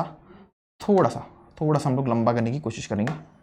हाँ जी, ठीक है, थोड़ा सा हम लोग लंबा कर दिया है, ऐसा कुछ है, ऐसा कुछ हमको बन रहा है। तो ये अगर समझो एक फोर्स ऐसा लग रहा है, एक फोर्स ऐसा लग रहा है, तो इन दोनों का रिजल्टेंट देखो, तो हम लोग को लॉजिकली आ रहा है ना कि ऐसा आना चाहिए, तो वो कैसे आ रहा है? इट्स बेसिकली, आप एक काम करो कि आप एक पैरेललोग्राम बनाओ, ये आप सबसे पहले तो पैरेललोग्राम अगर बनाओगे तो ये डॉटेड लाइन मेरा ऐसा हो गया, ये मेरा ऐसा हो गया, और ये मेरा ऐसा हो गया, ये मेरा ऐसा हो गया। ठीक है, समझ में आ रहा है? तो ये जो डॉटेड लाइंस में जो इंटरसेक्शन बन रहा है ना, उधर आप ये एक एरो जोड़ दो, उधर आप एक एरो जोड़ दो, ये आपका पैरेललोग्राम लॉ बन चुका है, ये आपका रिजल्टेंट आपका बन चुका है। तो ये दोनों के वजह से, ये दोनों वेक्टर्स के वजह से आपके पास यहाँ पर एक रिजल्टेंट वेक्टर यहाँ पर आ रहा है, यहाँ पर आपको एक रिजल्टेंट वेक्टर यहाँ पर आ रहा है। तो अगर समझो ये मेरा ए वेक्टर है और ये मेरा बी वेक्टर है, तो ये मेरा रिजल्टेंट वेक्टर हो जाएगा। अगेन यहाँ पर जो है आपको एक बात समझना है कि अगेन भी इधर भी आप यही लिखोगे कि आपका जो आर वेक्टर जो है वो आपका ए वेक्टर प्लस बी वेक्टर है। अगेन ये नॉर्मल अलजेब्रा नहीं है, ये आपका क्या है? ये आपका वेक्टर अलजेब्रा है, ये आपका वेक्टर अलजेब्रा है। क्या आपको इतनी सी बात समझ में आ चुकी है? समझ में आ गई होगी, सके आपको इतनी सी बात समझ में आ गई होगी। अभी जैसे मैंने बोला था कि ये जो है आपके ट्रायंगल लॉ के चट्टे बट्टे होते हैं, ट्रायंगल लॉ के चट्टे बट्टे होते हैं, मतलब क्या होता है ये? इट्स बेसिकली, अगर आप ये ए वेक्टर को अगर आप घुमा के अगर आप इधर लेके आओगे तो आपको इधर क्या फील हो रहा है? आपको ये क्या फील हो रहा है? ये तो आपका यही है, देखो अगर आप इसको लेके आओगे इधर, ये आपका ट्रायंगल लॉ ही बन रहा है, ट्रायंगल लॉ से यही आता है। तो इट्स बेसिकली वही पर्सपेक्टिव का खेल है भाई, पूरा पर्सपेक्टिव का खेल है, आपको समझ में आ जाएगा। समझ में आ रहा है पीपल? क्या आपको इतनी बात समझ में आ गई? ठीक है, समझ में आ गई तो आगे बढ़ते हैं। तो ठीक है, ये तो जीरो वेक्टर की बात हुई थी। और ओके, फिर हम लोग ने एक बात हम लोग ने छोड़ दिया था शायद से कि ये, हाँ, इसमें हम लोग को एक बात समझना है कि जो आपका जो वेक्टर्स होता है वो कम्यूटेटिव प्रॉपर्टी फॉलो करते हैं, मतलब a plus B is equal to B plus A कर सकते हो। और आपके जो वेक्टर्स होते हैं वो आपके एसोसिएटिव भी होते हैं, है ना, आपके एसोसिएटिव भी होते हैं, मतलब आप कोई भी फॉर्मेट में उनको एडिशन कर सकते हो, आपका आंसर वही आएगा। और फिर नल वेक्टर्स की बात कर रहे थे, अगर हम लोग ने एक वेक्टर को वही वेक्टर के साथ माइनस कर दिया तो आपको क्या मिलेगा? तो आप लोग को मिलेगा नल वेक्टर। ठीक है, हम लोग ने नल वेक्टर यहाँ पर हम लोग ने समझ लिया है। ओके, तो हम लोग आगे यहाँ पर बढ़ सकते हैं सर, तो आगे बढ़ते हैं। ठीक है, ओके, तो ये हम लोग ने वही एग्जांपल जो लिया था पैरेललोग्राम और ट्रायंगल लॉ, आपके एक ही लॉ के चट्टे बट्टे हैं, तो हम लोग ने बात समझ लिया। तो चलो अभी हम लोग क्या करते कि हम लोग यहाँ पर एक क्वेश्चन कर लेते, चलो एक क्वेश्चन कर लेते। चलो, तो क्वेश्चन क्या बता रहा है? क्वेश्चन ये बताता है कि क्वेश्चन है, हाँ जी, तो क्वेश्चन ये बता रहा है that rain is falling vertically with the speed of 35 metre per second. अच्छा, 35 मीटर पर सेकेंड से बारिश गिर रही है, 35 मीटर पर सेकेंड से। Wind starts blowing after some time with the speed of 12 metre per second. अच्छा, ये wind का स्पीड है in the east to west direction. अच्छा, ईस्ट से लेके वेस्ट डायरेक्शन में आपका कुछ तो विंड आपका है। In which direction should the boy wait at a bus stop holding his umbrella. अच्छा, ठीक है भाई, तो देखो कैसे करेंगे इसको। देखो, सबसे पहले वेक्टर बना लेते हैं। ये आपका बारिश का वेक्टर है, ये आपका बारिश का वेक्टर है, ऐसा कितना है आपका 35 मीटर पर सेकेंड। अच्छा, 35 मीटर पर सेकेंड का हम लोगों ने वेक्टर यहां पर बना लिया। ठीक है, ये आपका बारिश है, और 12 मीटर पर सेकेंड का आपका ईस्ट टू वेस्ट डायरेक्शन में आपका विंड ब्लो हो रहा है, आपका विंड ब्लो हो रहा है। चलो विंड भी बना देंगे, विंड है ये है आपकी हवा, ये आपकी हवा है, हवा, ठीक है, ये हम लोगों ने हवा बना लिया, ये हमने हवा बना लिया। तो बारिश ऐसा गिर रही है, विंड ऐसा है, तो बारिश टेक्निकली कैसे जाएगी, ऐसे जाएगी। बात तो सही है, फील तो वही आ रही है। तो बारिश ऐसा गिरना चाहती है, बट विंड ऐसा है, तो बारिश कैसे गिरेगी, ऐसे गिरेगी। हाँ भाई समझ में आ रहा है, फील समझ में आ रहा है। या पैरेललोग्राम लॉ लगा लो, या कौन सा, पैरेललोग्राम लॉ लगा लो, बात खत्म यार, कोई इशू नहीं है। तो पैरेललोग्राम अगर लॉ लगाओगे तो क्या करोगे, डॉटेड लाइन लेके आओ पहले, सबसे पहले तो डॉटेड लाइन लेके आओगे तो देखो ये आपका ऐसा हो गया, ये आपका ऐसा हो गया, और ये आपका ऐसा हो गया, ये आपका ऐसा हो गया, बात खत्म। और इसको जोड़ दो, रिजल्टेंट के लिए इन दोनों को जोड़ दो, रिजल्टेंट के लिए इसको जोड़ दो, बात खत्म। देखो ऐसा हो जाएगा, ये होगा आपका रिजल्टेंट, ये होगा आपका रिजल्टेंट। मतलब देखो ये जो है, ये जो है, ये जो है, ये आपका है वेलोसिटी, ये आपका वेलोसिटी ऑफ रेन है। कितना है ये वेलोसिटी ऑफ रेन है आपका 35 metre per second, 35 metre per second आपने बोल दिया। और ये वेलोसिटी ऑफ क्या है, विंड है, that is velocity of wind है, दैट इज कितना 12 metre per second, 12 metre per second है आपका। समझ में आ रहा है। तो रिजल्टेंट जो है वो इन दोनों के बीच वजह से आएगा, हाँ जी इसके वजह से आएगा, ओके। और आपको अगर आपको इसमें थोड़ा और फील लेके आना है, इसमें आपको थोड़ा और फील लेके आना है, अगर आप समझोगे तो ये तो 90 डिग्री आपको समझ में आ रहा है। देखो ये आपका 90 डिग्री है, इतना हम लोग को समझ में आ रहा है, ओके, हमको 90 डिग्री हमको समझ में आ रहा है। और आपको बोला कि डायरेक्शन हम लोग को बताना है, डायरेक्शन। तो अगर समझो ये मेरा थीटा है, ये मेरा थीटा है, ये मेरा थीटा है, और पैरेललोग्राम होने की वजह से, ये 90 डिग्री होने की वजह से अगर ये 12 है तो ये भी 12 हो जाएगा, ये भी 12 हो जाएगा, आप ना मानते हो। अभी डायरेक्शन हमेशा हम लोग tan थीटा से देते हैं, हमेशा हम लोग tan थीटा से देते हैं। तो यहां पर tan थीटा क्या आ जाएगा, tan थीटा क्या होता है, ऑपोजिट अपॉन एडजेसेंट। थीटा के ऑपोजिट क्या है 12, ओके, एडजेसेंट क्या है 35, ओके। तो यहां पर थीटा क्या आ रहा है, यहां पर थीटा आ रहा है tan इनवर्स 12/35 आ रहा है हम लोग को यहाँ पर आंसर, 12/35 आंसर आ रहा है, 12/35 यहाँ पर आंसर आ रहा है। तो ये जो बच्चा है वो बोल रहा है कि कौन से डायरेक्शन में उसको अम्ब्रेला पकड़ना चाहिए। तो बारिश ऐसे आ रही है, बारिश अगर ऐसी आ रही है तो उसको अम्ब्रेला ऐसा कुछ पकड़ना चाहिए, देखो ऐसा कुछ पकड़ना चाहिए, ये होगा उसका डायरेक्ट, ये होगा उसका अम्ब्रेला, ये होगा उसका ऐसा अम्ब्रेला, है ना। तो अगर ये ऐसा मैं डॉटेड लाइन खींचो, अगर ये थीटा है तो ये भी थीटा हो जाएगा। तो उसको वर्टिकल के साथ इतने एंगल में tan इनवर्स ऑफ 12/35 में उसको अम्ब्रेला पकड़ के रखना पड़ेगा। क्या आपको इतनी सी बात समझ में आ गई है, क्या आपको इतनी सी बात समझ में आ गई है, ठीक है। अच्छा, इसमें मैं एक और चीज आपको बताना भूल गया था कि अगर समझो पैरेललोग्राम लॉ में या ट्रायंगल लॉ में आपको ये रिजल्टेंट का इधर डायरेक्शन मिल गया, इससे आप डायरेक्शन लेके आ सकते हो। बट अगर समझो आपको रिजल्टेंट का मॉड चाहिए, मतलब रिजल्टेंट का मॉड चाहिए, मतलब वैल्यू चाहिए, वो कैसे निकालोगे, वो निकालोगे ये वाले फॉर्मूला से। क्या है formula, that it is square root of a square plus b square plus 2ab cos theta plus 2ab cos theta. ये है आपका फॉर्मूला, ये है आपका फॉर्मूला, ठीक है, ये है आपका मेन फॉर्मूला। तो आपको ध्यान रखना है। और इसमें थीटा क्या होता है, theta is basically the angle between the two vectors, the angle between the two vectors. क्या आपको इतनी सी बात समझ में आ गई, क्या आपको इतनी सी बात समझ में आ गई है, ठीक है।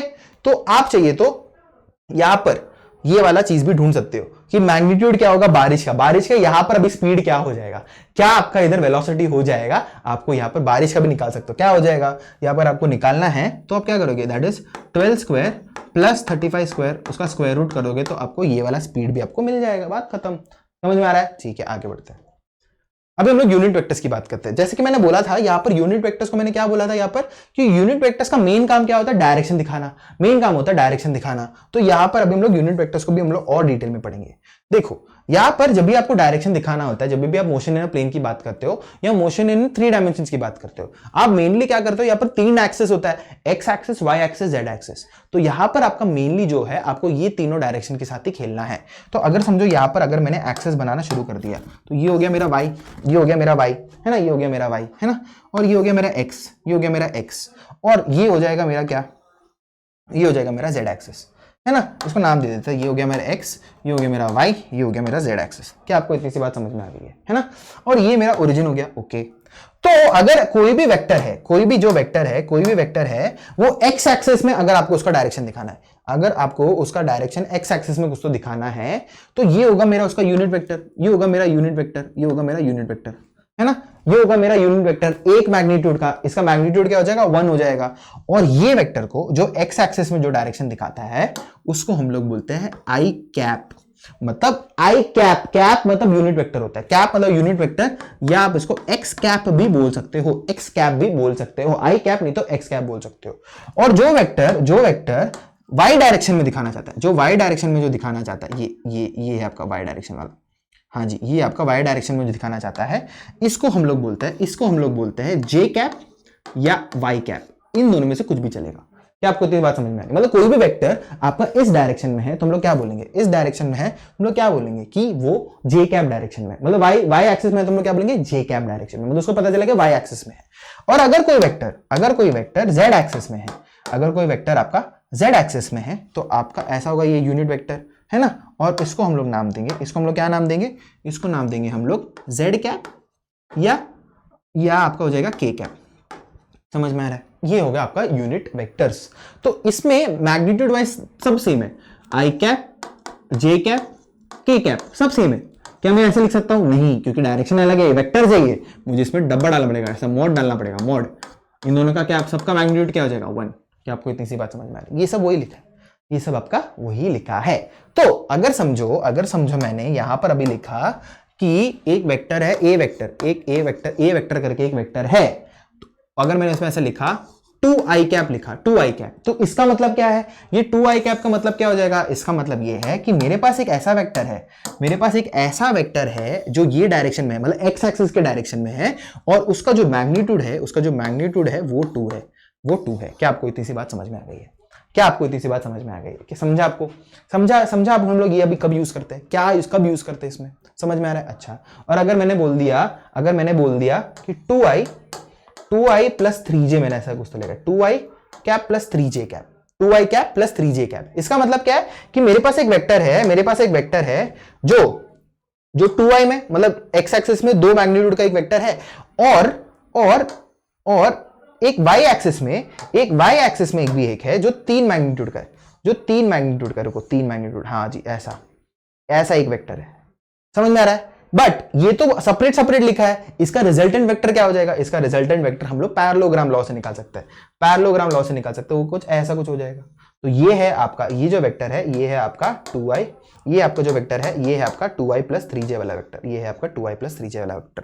क्या आपको इतनी सी बात समझ में आ गई है? हम लोगों ने बहुत अच्छे से कवर किया यहाँ पर वेक्टर्स को, बहुत अच्छे से कवर किया। क्या आपको क्रक्स समझ में आ गया वेक्टर्स का? ठीक है, आगे बढ़ते हैं, रेजोल्यूशन ऑफ वेक्टर्स में बढ़ते हैं। ठीक है, अभी रेजोल्यूशन ऑफ वेक्टर्स में भी आपको कुछ ज्यादा ध्यान नहीं, अपना ज्यादा कुछ दिमाग फोड़ने की जरूरत नहीं। देखो, ये मैं अपना एक्सेस बना लेता हूँ, क्योंकि मेरा एक्सेस मैंने बना लिया, ठीक है। और यहाँ पर मेरे पास एक वेक्टर है, ऐसा, ठीक है, यहाँ पर मेरे पास एक वेक्टर है, और ये वेक्टर जो है थीटा एंगल बना रहा है, ठीक है।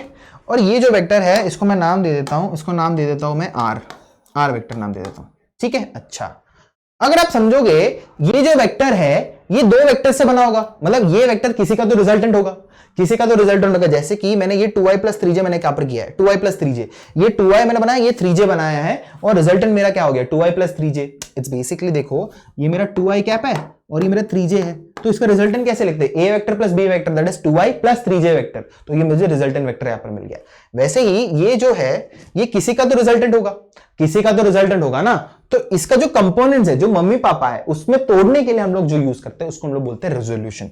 उसको हम लोग क्या बोलते हैं, रेजोल्यूशन ऑफ वेक्टर्स बोलते हैं। क्या बोलते हैं हम लोग, रेजोल्यूशन ऑफ वेक्टर्स बोलते हैं। समझ में आ रहा है? हाँ जी सर, समझ में आ गया, रेजोल्यूशन ऑफ वेक्टर्स। अब इसको तोड़ते कैसे? सिंपल सी बात है यार, कुछ नहीं, बहुत सिंपल है, कोई इशू नहीं, इसमें ज्यादा दिमाग लगाने की जरूरत ही नहीं है। बस इसमें से एक परपेंडिकुलर ड्रॉप कर दो ऐसा, और इधर से भी एक परपेंडिकुलर ड्रॉप मार दो, बस बात खत्म, और यू आर सॉर्टेड। आपका जिंदगी सॉर्ट हो चुका है, बस, यस, यू आर सॉर्टेड।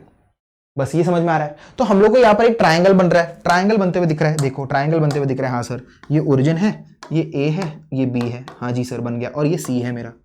अभी देखो, इन ट्रायंगल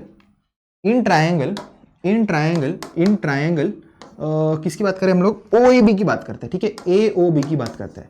इसमें मुझे चाहिए साइन थीटा का वैल्यू चाहिए। साइन थीटा का वैल्यू क्या आ रहा है मुझे बताओ। साइन थीटा क्या है, ऑपोजिट अपॉन हाइपोटेन्यूस होता है, ऑपोजिट ए बी है, ठीक है, ऑपोजिट ए बी है। तो समझो, अगर मैं बोल रहा हूं कि ये मेरा ए वेक्टर होगा, ये मेरा ए वेक्टर होगा, और ये मेरा बी वेक्टर होगा, तो अगर ये मेरा बी वेक्टर है तो ये भी मेरा बी वेक्टर होगा। कर सकता हूँ ना, मैं शिफ्ट कर सकता हूँ, है ना, मैं इसको तोड़ रहा हूँ उसके कंपोनेंट्स में, अभी मुझे पता नहीं हो कितना है, तो ये भी मेरा बी वेक्टर होगा, ये भी मेरा बी वेक्टर होगा, अगर ये मेरा ए वेक्टर है तो ये भी मेरा ए वेक्टर होगा। सिंपल सी बात है यार, इसमें ज्यादा दिमाग लगाने की जरूरत नहीं है। तो साइन थीटा मेरा क्या हो रहा है यहाँ पर, साइन थीटा यहाँ पर मेरा हो रहा है, sine theta is equal to यहाँ पर ऑपोजिट क्या है, B vector, okay, B vector upon hypotenuse R vector है, आर वेक्टर, यस सर, कर दिया, ठीक है, आर वेक्टर।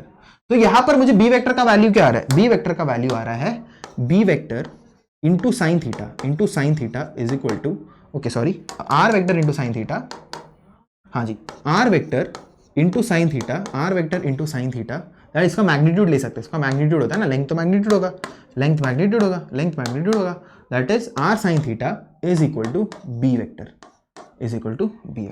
क्या आपको इतनी सी बात समझ में आ गई है? मतलब बी वेक्टर का जो मैग्नीट्यूड है वो उसका इक्वल हो जाएगा बी आर साइन थीटा, मतलब ये आपका जो है ये आपका हो जाएगा आर साइन थीटा। क्या आपको इतनी बात समझ में आई है? अगर हम लोग यहाँ पर अभी कॉस थीटा कंपोनेंट निकालेंगे तो यहाँ पर बेसिकली आपका आएगा ए वेक्टर का mod will be basically R cos theta आएगा, आपको आर कॉस थीटा आ जाएगा। आप कर सकते हो, आप करके देख सकते हो, मतलब ये वेक्टर का जो मैग्नीट्यूड है वो हो जाएगा आपका क्या, आर कॉस थीटा।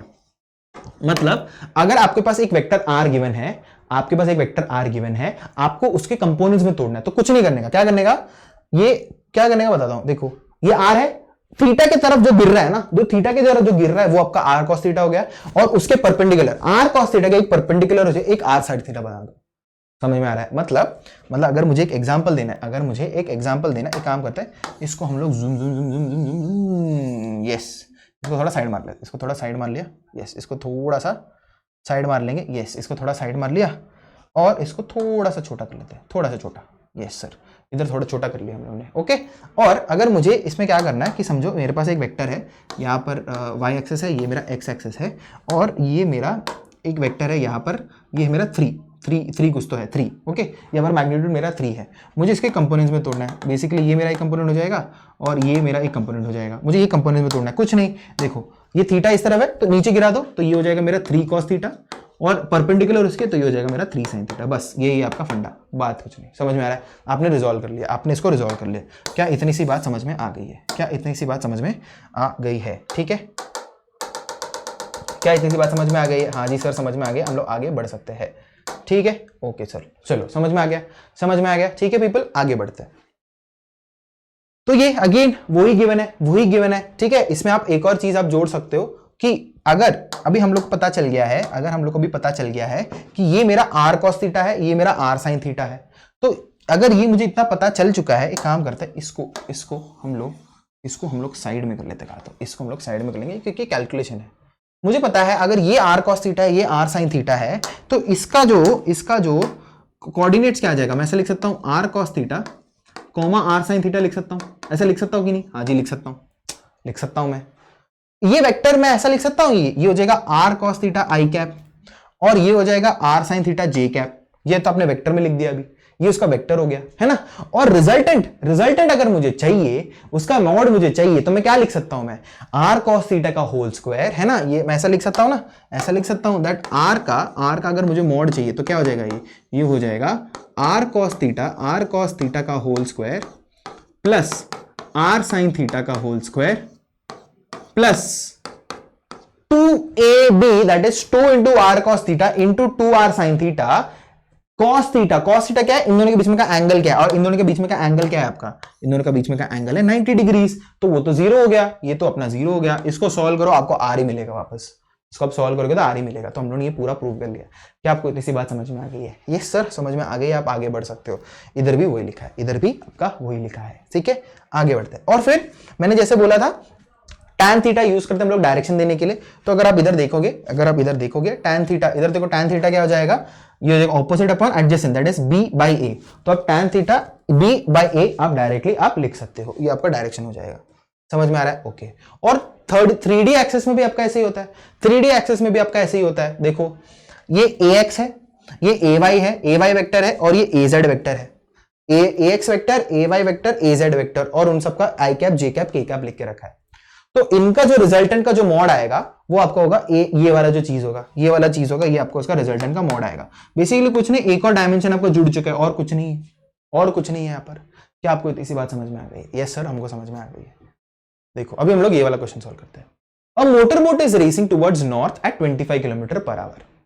अच्छा नॉर्थ जा रहा है, ठीक है, चलो पहले बना देते हैं कि 25 किलोमीटर नॉर्थ। अच्छा तो ये उसका 25 किलोमीटर पर आवर उसका स्पीड हो गया, नॉर्थ में जा रहा है। अच्छा ये अपना वेलोसिटी ऑफ मोटर बोट है, velocity of motor boat, okay.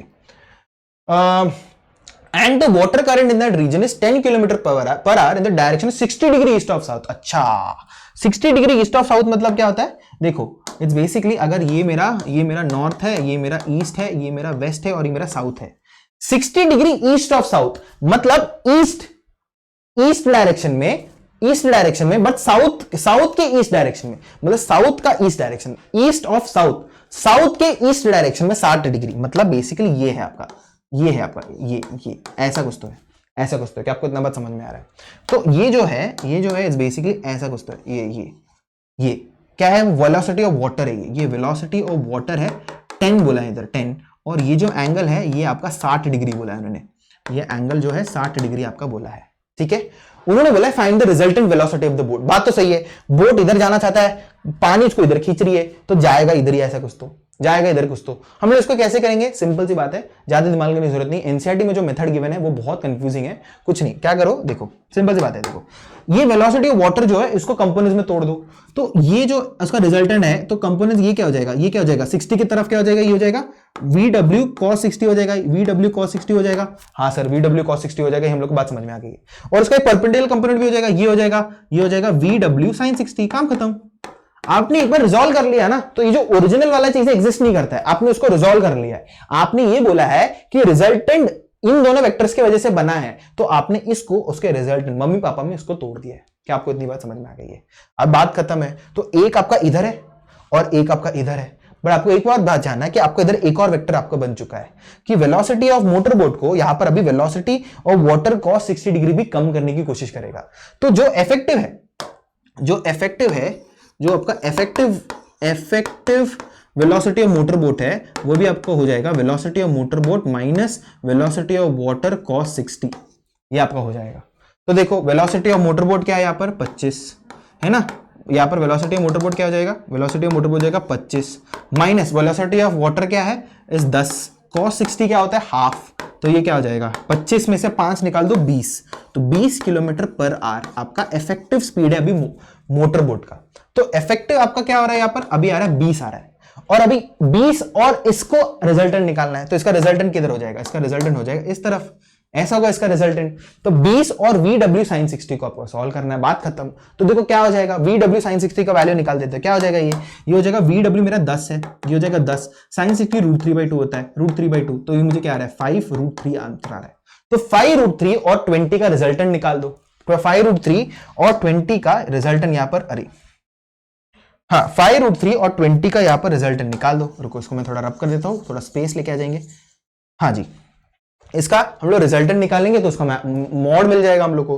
तो इसको सॉल्व करते हैं नेक्स्ट पेज में। तो इट्स बेसिकली मेरा रिजल्टेंट का वैल्यू क्या आ रहा है? इट्स बेसिकली, अच्छा उन दोनों के बीच में 90 डिग्री होने के कारण कॉस का वैल्यू अगेन मेरा 0 हो जाएगा। तो क्या हो जाएगा? ये हो जाएगा मेरा 20 स्क्वायर प्लस 5√3 का स्क्वायर। समझ में आ रहा है? हाँ जी सर समझ में आया। R is equal to 20 square क्या होता है? 400। 5√3 को कैसे करेंगे? 5 स्क्वायर का 25, 3√3 का 3 मतलब 5 स्क्वायर मेरा 25 होता है, √3 का स्क्वायर क्या होता है? 3, 25 × 3 75। तो ये हो जाएगा 75। तो स्क्वायर रूट ऑफ 475 आ रहा है यहाँ पर, 475 यहाँ पर आ रहा है। तो इसको आप सॉल्व कर सकते हो अपने वाले मेथड से। तो इसका कुछ तो आंसर 22 पॉइंट समथिंग आता है, ठीक है। अब वो देख सकते हो 22 या 21 पॉइंट समथिंग आता है। तो आपने यहाँ पर रिजल्टेंट वेलोसिटी ढूंढ लिया किसका? बोट का, that is square root of 475। अगर आपको यहां पर डायरेक्शन भी देना है, तो डायरेक्शन अगर आपको देना है तो आप क्या कर सकते हो? ये अगर देखो आप क्या कर सकते हो कि आप इसको थीटा मान लो कि कितना डिफ्लेक्ट हुआ है करके।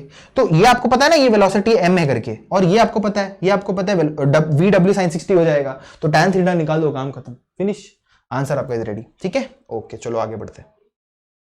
अभी पोजीशन वेक्टर, यार पोजीशन वेक्टर हम लोग को भी बात करने की जरूरत है क्या? हम लोग पोजीशन वेक्टर की बात ही की थी।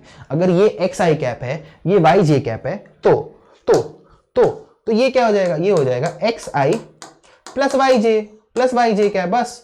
हमने क्या किया, पैरेललोग्राम लगा दी, बात खत्म। इसमें हम लोग को कुछ बात करने की जरूरत ही नहीं है, ठीक है। हम लोगों ने ये तो पढ़ लिया। अच्छा, अभी हम लोग इसको सॉल्व करते हैं, ठीक है। देखो, the position of a particle is given by this, कुछ तो ऐसा कुछ तो गिवन है। उन्होंने बोला कि वेलोसिटी ढूंढने के लिए, तो चलो वेलोसिटी ढूंढ लेते हैं। तो अगर आप बात समझो, आप एक बात समझो, अगर कोई भी पार्टिकल एक्स डायरेक्शन में जा रहा है, एक्स डायरेक्शन में अगर वो जा रहा है, उसका एक्स डायरेक्शन में उसका पोजीशन क्या है, 3 × t बोला है, और y डायरेक्शन में 2t² बोला है, z डायरेक्शन में 5 बोला है। तो बेसिकली आपको ये ना तीन अलग अलग है, ये तीन अलग अलग मोशन है, ये ना तीन अलग अलग मोशन है, 3 डिफरेंट मोशंस है ये, 3 डिफरेंट मोशंस। मतलब एक्स एक्सिस में उसका 3t उसका पोजीशन है, तो वेलोसिटी भी कुछ अलग होगा। वेलोसिटी इसमें y डायरेक्शन में भी कुछ तो अलग होगा, z डायरेक्शन में भी वेलोसिटी कुछ तो अलग होगा। ये तीनों अलग अलग मोशन है, हम लोगों ने इसको अलग अलग मोशन में तोड़ के हमको सॉल्व करना है। इट्स बेसिकली अगर आप इसको डिफरेंशिएट कर रहे हो, तो आप डिफरेंशिएट अगर करोगे तो आपको बस वेलोसिटी नहीं मिलेगा, आपको डिफरेंशिएट एक पर्टिकुलर एक्सिस को लेके पकड़ना पड़ेगा। समझ में आ रहा है क्या? आपको समझ में आ रहा है? समझ में आ रहा है। मतलब अगर मैं बोलूं कि एक्सेलरेशन इन एक्स एक्सिस, आपको इससे और इसको डिफरेंशिएट करके क्यों करना है, ये तो y और z एक्सिस है, आपको बस डिफरेंशिएट बस इसको करना पड़ेगा 3t को। क्या आपको इतना बस समझ में आ रहा है? क्योंकि ये वाला चीज x एक्सिस के लिए होता है ना, ये होता है x एक्सिस के लिए, ये होता है y के लिए, ये होता है z के लिए। तो अगर मुझे ढूंढना है कि नेट एक्सेलरेशन क्या है, तो आप x का निकालोगे, y का निकालोगे, z का निकालोगे और वो रिजल्टेंट वाले फॉर्मूला में डालोगे, आपको नेट रिजल्टेंट एक्सेलरेशन मिल जाएगा। बट अगर आपको ढूंढना है कि x एक्सेलरेशन में कितना, x एक्सिस में कितना एक्सेलरेशन है, तो बस आप इसको करोगे ना, इसको सॉल्व करोगे। 2 और 5 को सॉल्व करने की क्या जरूरत है? क्या आपको इतनी बात समझ में आ रही है? हाँ जी सर, समझ में आ गई। तो चलो इसको सॉल्व करते हैं। देखो, तो यहां पर बोला है फाइंड vt, चलो vt ढूंढते हैं। उन्होंने नेट बोला है तो सब कुछ हम लोग डिफरेंशिएट कर सकते हैं, नेट बोला है तो कर सकते हैं। देखो vt बोला है ना, तो डिफरेंशिएट मार दो, तो dr/dt कर दो बस। तो कितना हो जाएगा, 3t का क्या हो जाएगा, 3 प्लस, तो इसका काम तो 3i कैप लिख देते हैं ना, 3i कैप है ना, 3i कैप प्लस 2t² का क्या हो जाएगा, 2t², 2 को कॉमन ले लो, 2 को बाहर ले लो, t² का हो जाएगा 2t, तो यहां पर हो जाएगा 4t j कैप, है ना। और 5k का क्या हो जाएगा, इसका डिफरेंस 5 का क्या हो जाएगा 0, तो यहां पर हो जाएगा 0, तो इसकी लिखनी 0। तो वेलोसिटी मिल चुका है हम लोग को। और एक्सेलरेशन ऑफ द पार्टिकल बोला, ठीक है, एक्सेलरेशन भी निकाल देते हैं। चलो एक्सेलरेशन भी निकाल देते हैं।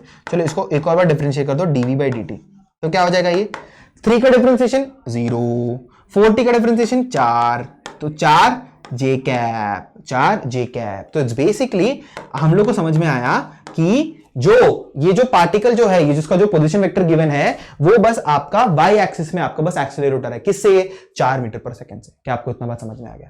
क्या आपको इतनी बात समझ में आ गई है? और वेलोसिटी जो है वो i में भी है और 4 में भी है। i में आपका क्या है, कांस्टेंट आ रहा है, उसके लिए हमेशा 3 है यहाँ पर, और y में आपका 4t है। 4t मतलब वो टाइम के साथ बढ़ते जा रहा है, टाइम के साथ बढ़ते जा रहा है, उसके लिए तो एक्सेलरेशन हो रहा है यहाँ पर। क्या आपको इतनी सी बात समझ में आ रही है? तो अगर उन्होंने बोला कि find the magnitude and direction of vt at t = 1, तो इसमें t = 1 पुट कर दो, तो क्या आ रहा है, 3 + 4 दैट इज 3i + 4j आ रहा है। तो इसका रिजल्टेंट क्या हो जाएगा, इसका रिजल्टेंट हो जाएगा √3² + 4²।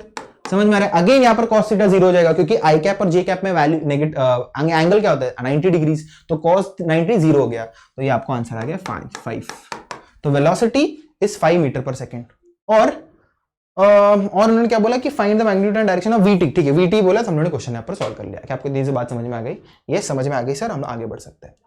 Now motion in a plane with constant acceleration. Again यहाँ पर आपको बस बात इतनी सी समझनी है, इतनी बात समझनी है कि क्या समझनी है आपको। देखो कि x एक्सिस, y एक्सिस और z एक्सिस में आपको खेल खेलना है।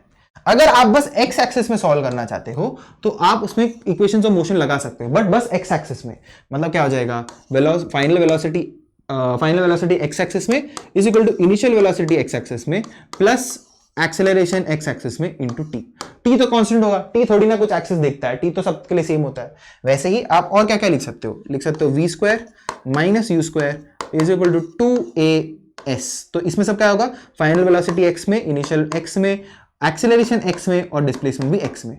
समझ में आ रहा है? वैसे ही आप इधर लिख सकते हो s is equal to ut plus half at square. बस इसमें क्या करोगे, डिस्प्लेसमेंट x में, इनिशियल वेलोसिटी x में, एक्सेलरेशन x में, बस। तो आपको 3 फॉर्मूलाज मिल गए।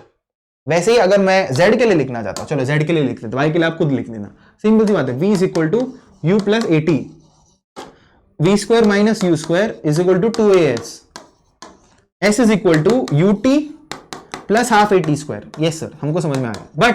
बट क्या है कंडीशन, ये सब z एक्सिस में होना चाहिए। फाइनल वेलोसिटी z में, इनिशियल z में, एक्सेलरेशन z में, z में, z में, z में, z में, z में, z में। क्या आपको इसी बात समझ में आ गई?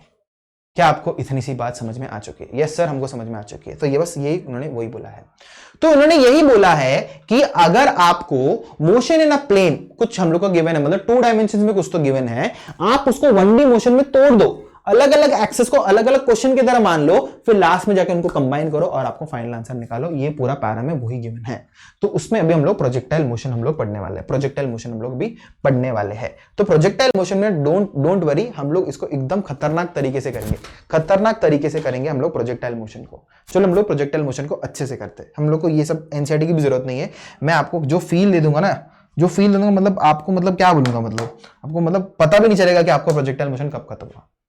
प्रोजेक्टाइल मोशन इज बेसिकली, आप समझो अगर आपने किसी चीज को फेंका किसी एंगल पे ऐसा, तो ये जो शेप बन रहा है ना, ये जो ऐसा शेप जो बन रहा है, ये जो पैराबोला बन रहा है, इसको हम लोग पैराबोला बोलते हैं, ये वाले शेप को।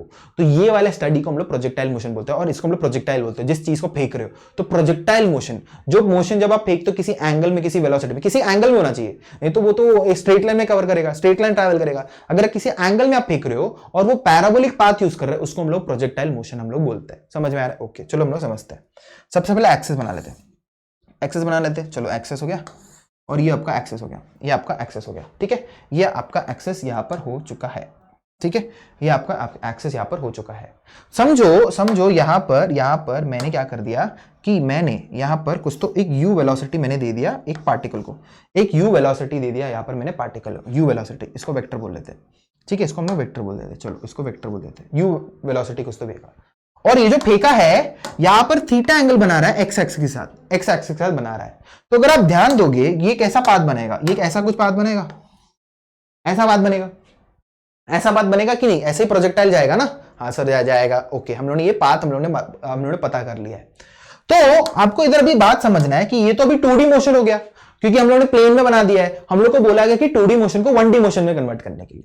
तो अगर कन्वर्ट करना है तो हमको क्या करना पड़ेगा कि इसको हम लोग को रिजॉल्व करना पड़ेगा। रिजॉल्व कर लेते हैं। तो u को हम लोग ने रिजॉल्व कर लिया, ये मेरा ऐसा हो गया और ये हो गया मेरा ऐसा।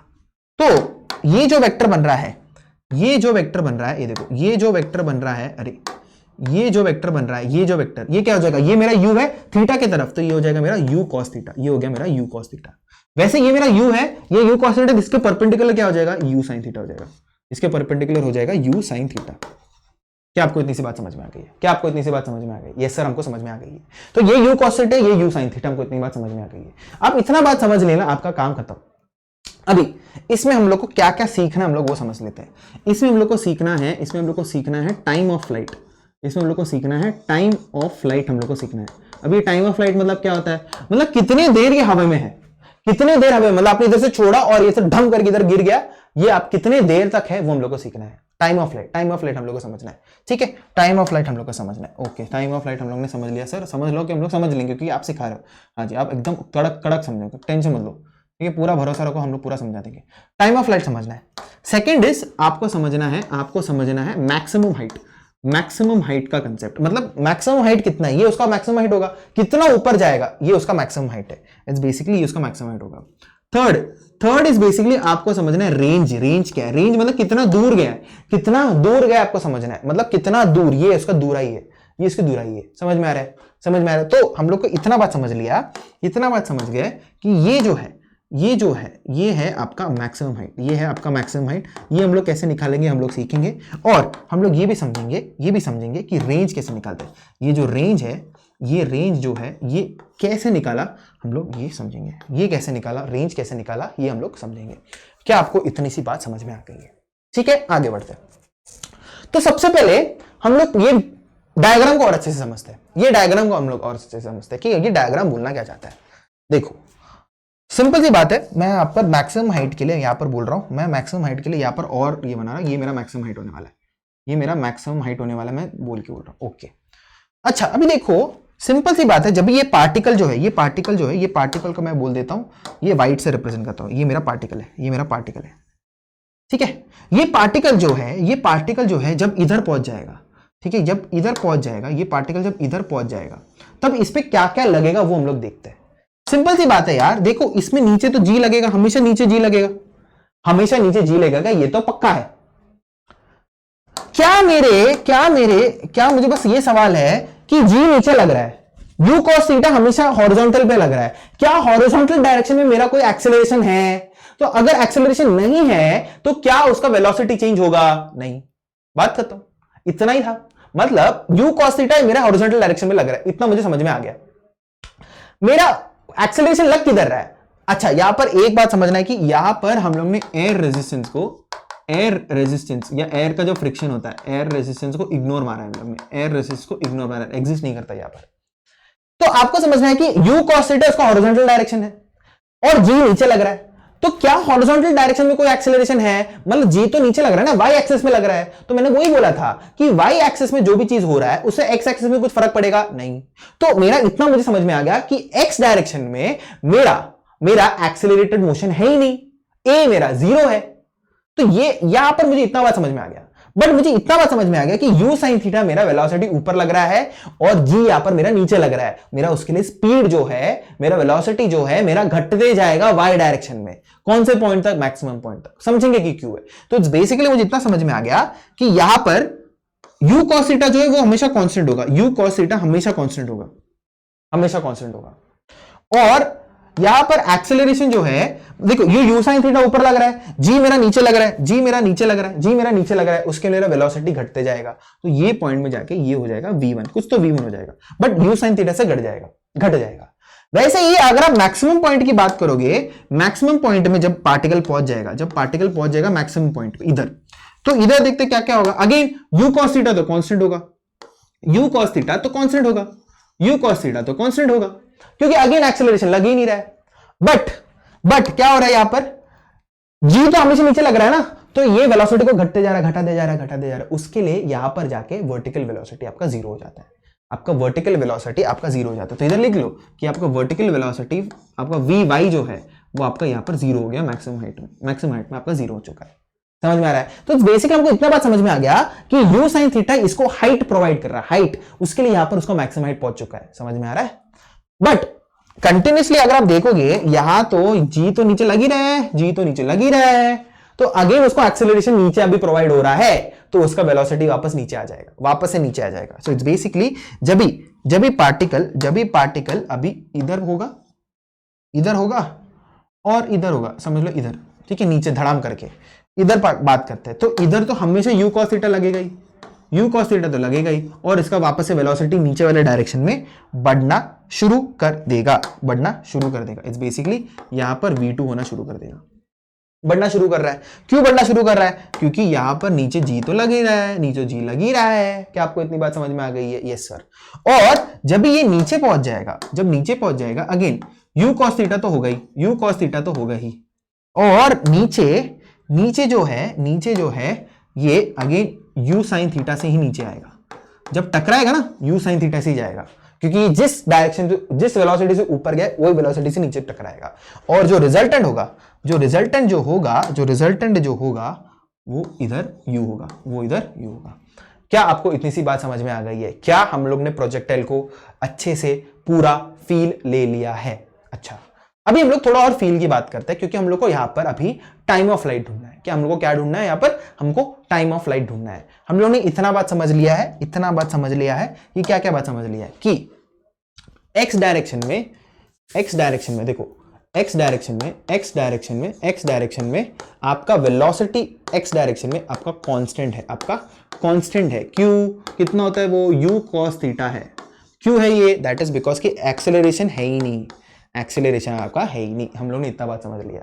बट y डायरेक्शन में अगर मुझे बात करना है तो वेलोसिटी, आपका जो इनिशियल वेलोसिटी ux है वो है आपका u sin थीटा। इतना बात समझ में आ गया। बट आपका जो फाइनल वेलोसिटी है, एक सेकेंड, ये x नहीं होना चाहिए, ओके चलो, ये होगा आपका हाँ यू वाई, है ना। आपको जो फाइनल वेलोसिटी है वाई डायरेक्शन में आपका हो जाएगा, इसमें आप क्या यूज कर सकते हो, एक्सेलरेटेड इक्वेशन फर्स्ट यूज कर सकते हो, equations of motion, v is equal to U plus A T, तो v is equal to U क्या है मेरा यू साइन थीटा, और यहां पर मैं पॉजिटिव ले रहा हूं क्योंकि मेरा वेलोसिटी वेक्टर ऊपर है, U sine theta minus G into T, minus G into T, minus G क्योंकि जी नीचे लग रहा है, और एक्सेलरेशन वाई डायरेक्शन में क्या है मेरा माइनस जी। क्या आपको इतनी सी बात समझ में आ गई? हम लोग को इतनी सी बात समझ में आ गई है सर, ठीक है ठीक है पीपल, क्या आपको इतनी सी बात समझ में आ गई है? ओके चलो आगे बढ़ते हैं, ठीक है। अभी हम लोग ढूंढते हैं टाइम ऑफ फ्लाइट, अभी हम लोग ढूंढते हैं टाइम ऑफ फ्लाइट, अभी हम लोग क्या ढूंढते हैं, टाइम ऑफ फ्लाइट हम लोग ढूंढते हैं, टाइम ऑफ फ्लाइट, ठीक है, time of flight, time of flight ढूंढते हैं, टाइम ऑफ फ्लाइट हम लोग ढूंढते हैं, टाइम ऑफ फ्लाइट ढूंढते हैं। टाइम ऑफ फ्लाइट मतलब कितना टाइम वो हवा में था, कितना टाइम हवा में था। देखो तो जल्दी जल्दी एक्सिस बना लेते हैं, तो ये मेरा एक्स, ये मेरा वाई एक्सिस, ये एक्स एक्सिस है, और ये ऐसा पार्टिकल है जो जूम करके नीचे गया है, ऐसा ऐसा कुछ तो प्रोजेक्टाइल किया है। तो हम लोग को पता है कि ये अपना यू कॉस थीटा है, ये यू कॉस, अरे ये क्या लिख दिया हमने, हाँ यू कॉस थीटा है, और ये मेरा यू साइन थीटा, इतना मुझे पता है क्योंकि मैंने इसको यू वेलोसिटी से मैंने फेंका था किसी थीटा एंगल पे। क्या हमको इतना समझ में आ रहा है? इतना चमका हम लोग को? हाँ सर हमको चमका हमको।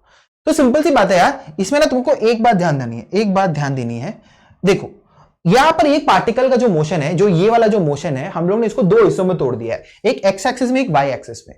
तो अभी आपको ध्यान देना होता क्या है, ये जो पार्टिकल है ना ऐसा होता है ट्रैवल। अब मैंने इसको दो पार्टिकल में तोड़ दिया, दो हिस्सों में तोड़ दिया, देखो क्या होता है, ये एक्स एक्सिस में ट्रैवल करेगा, जब ये आधा डिस्टेंस कवर कर लिया ना, आधा रेंज कवर कर लिया है, ये अपना मैक्सिमम हाइट तक पहुंच चुका है, और ये जब नीचे आ जाएगा ये अपना पूरा डिस्टेंस कवर कर चुका है। देखो क्या हो रहा है, मतलब ये समझो टोटल टाइम जो लग रहा है, ये पूरा टोटल टाइम जो लग रहा है उसको कैपिटल टी लग रहा है। तो t/2 डिस्टेंस, t/2 टाइम में देखो क्या हो रहा है, ये t/2 टाइम में ऐसा पहुंच चुका है, मैक्सिमम हाइट तक पहुंच चुका है, और ये अपना आधा डिस्टेंस कवर कर चुका है, और बाकी का t/2 टाइम में वो इधर कर पहुंच चुका है, और ये वापस अपने नीचे पोजीशन में पहुंच चुका है। तो यहाँ पर ये तो 1D मोशन हो गया, ये भी 1D मोशन हो गया, हमको 1D मोशन में सॉल्व करना है।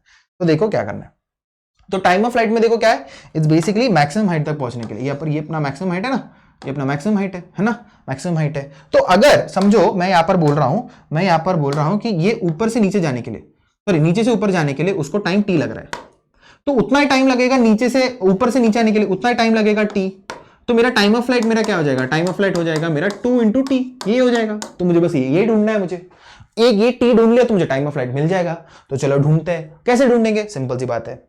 तो यहां पर मुझे पता चल गया कि टाइम जो है, टाइम ऑफ फ्लाइट में एक्चुअली यू कॉस थीटा से भी ढूंढ सकता, कोई इशू नहीं है। मैं यहां पर बट यू साइन थीटा वाला यूज करो क्योंकि वो जल्दी होता है।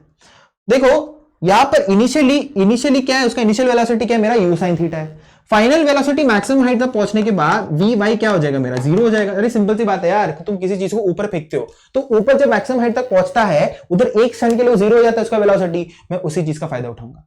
तो मुझे पता है कि क्या पता है मुझे कि मैं यहां पर यूज कर सकता हूं कि यू वाई जो है वो है मेरा यू साइन थीटा, ये मुझे पता है। और वी वाई जो है फाइनल वेलोसिटी हो जाएगा मेरा 0, एक्सेलरेशन है मेरा माइनस जी, बात खत्म करो। तो V Y is equal to U Y minus G T हो जाएगा मेरा, है ना, ये हो जाएगा मेरा आंसर। तो वी वाई मेरा क्या है 0, यू वाई मेरा है U sine theta minus G T, है ना। टी मेरा क्या आ रहा है, T is equal to U sine theta by G आ रहा है, यहाँ पर बाई जी आ रहा है। बट ये तो मेरा बस एक ही डायरेक्शन का है, इट्स बेसिकली कौन सा डायरेक्शन नहीं है मेरा, ये है नीचे से ऊपर जाने वाला डायरेक्शन। मुझे तो दोनों डायरेक्शन के लिए चाहिए, तो उसके लिए मुझे 2 से मल्टीप्लाई करना पड़ेगा। तो यहां पर मुझे क्या आ रहा है, यहां पर मुझे आ रहा है time of flight is equal to 2 × T, ये वाला चीज यूज कर रहा था, that is 2 U sine theta by G. यहां पर मुझे अपना फाइनल आंसर आ रहा है।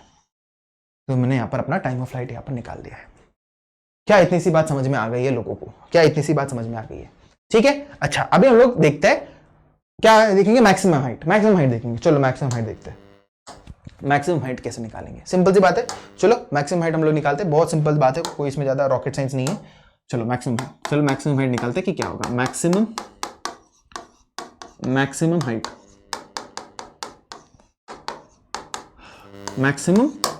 ठीक है, मैक्सिमम हाइट निकालते हैं। मैक्सिमम हाइट कैसे निकालेंगे, चलो वापस हम लोग एक्सेस बना लेते हैं। एक्सेस बनाते हैं, वहीं ऐसा है एक्सेस, और आपका ऐसा कुछ तो ट्रैवल कर रहा है ना। और ये मेरा मैक्सिमम हाइट है, ये मेरा मैक्सिमम हाइट है, ये मेरा मैक्सिमम हाइट है।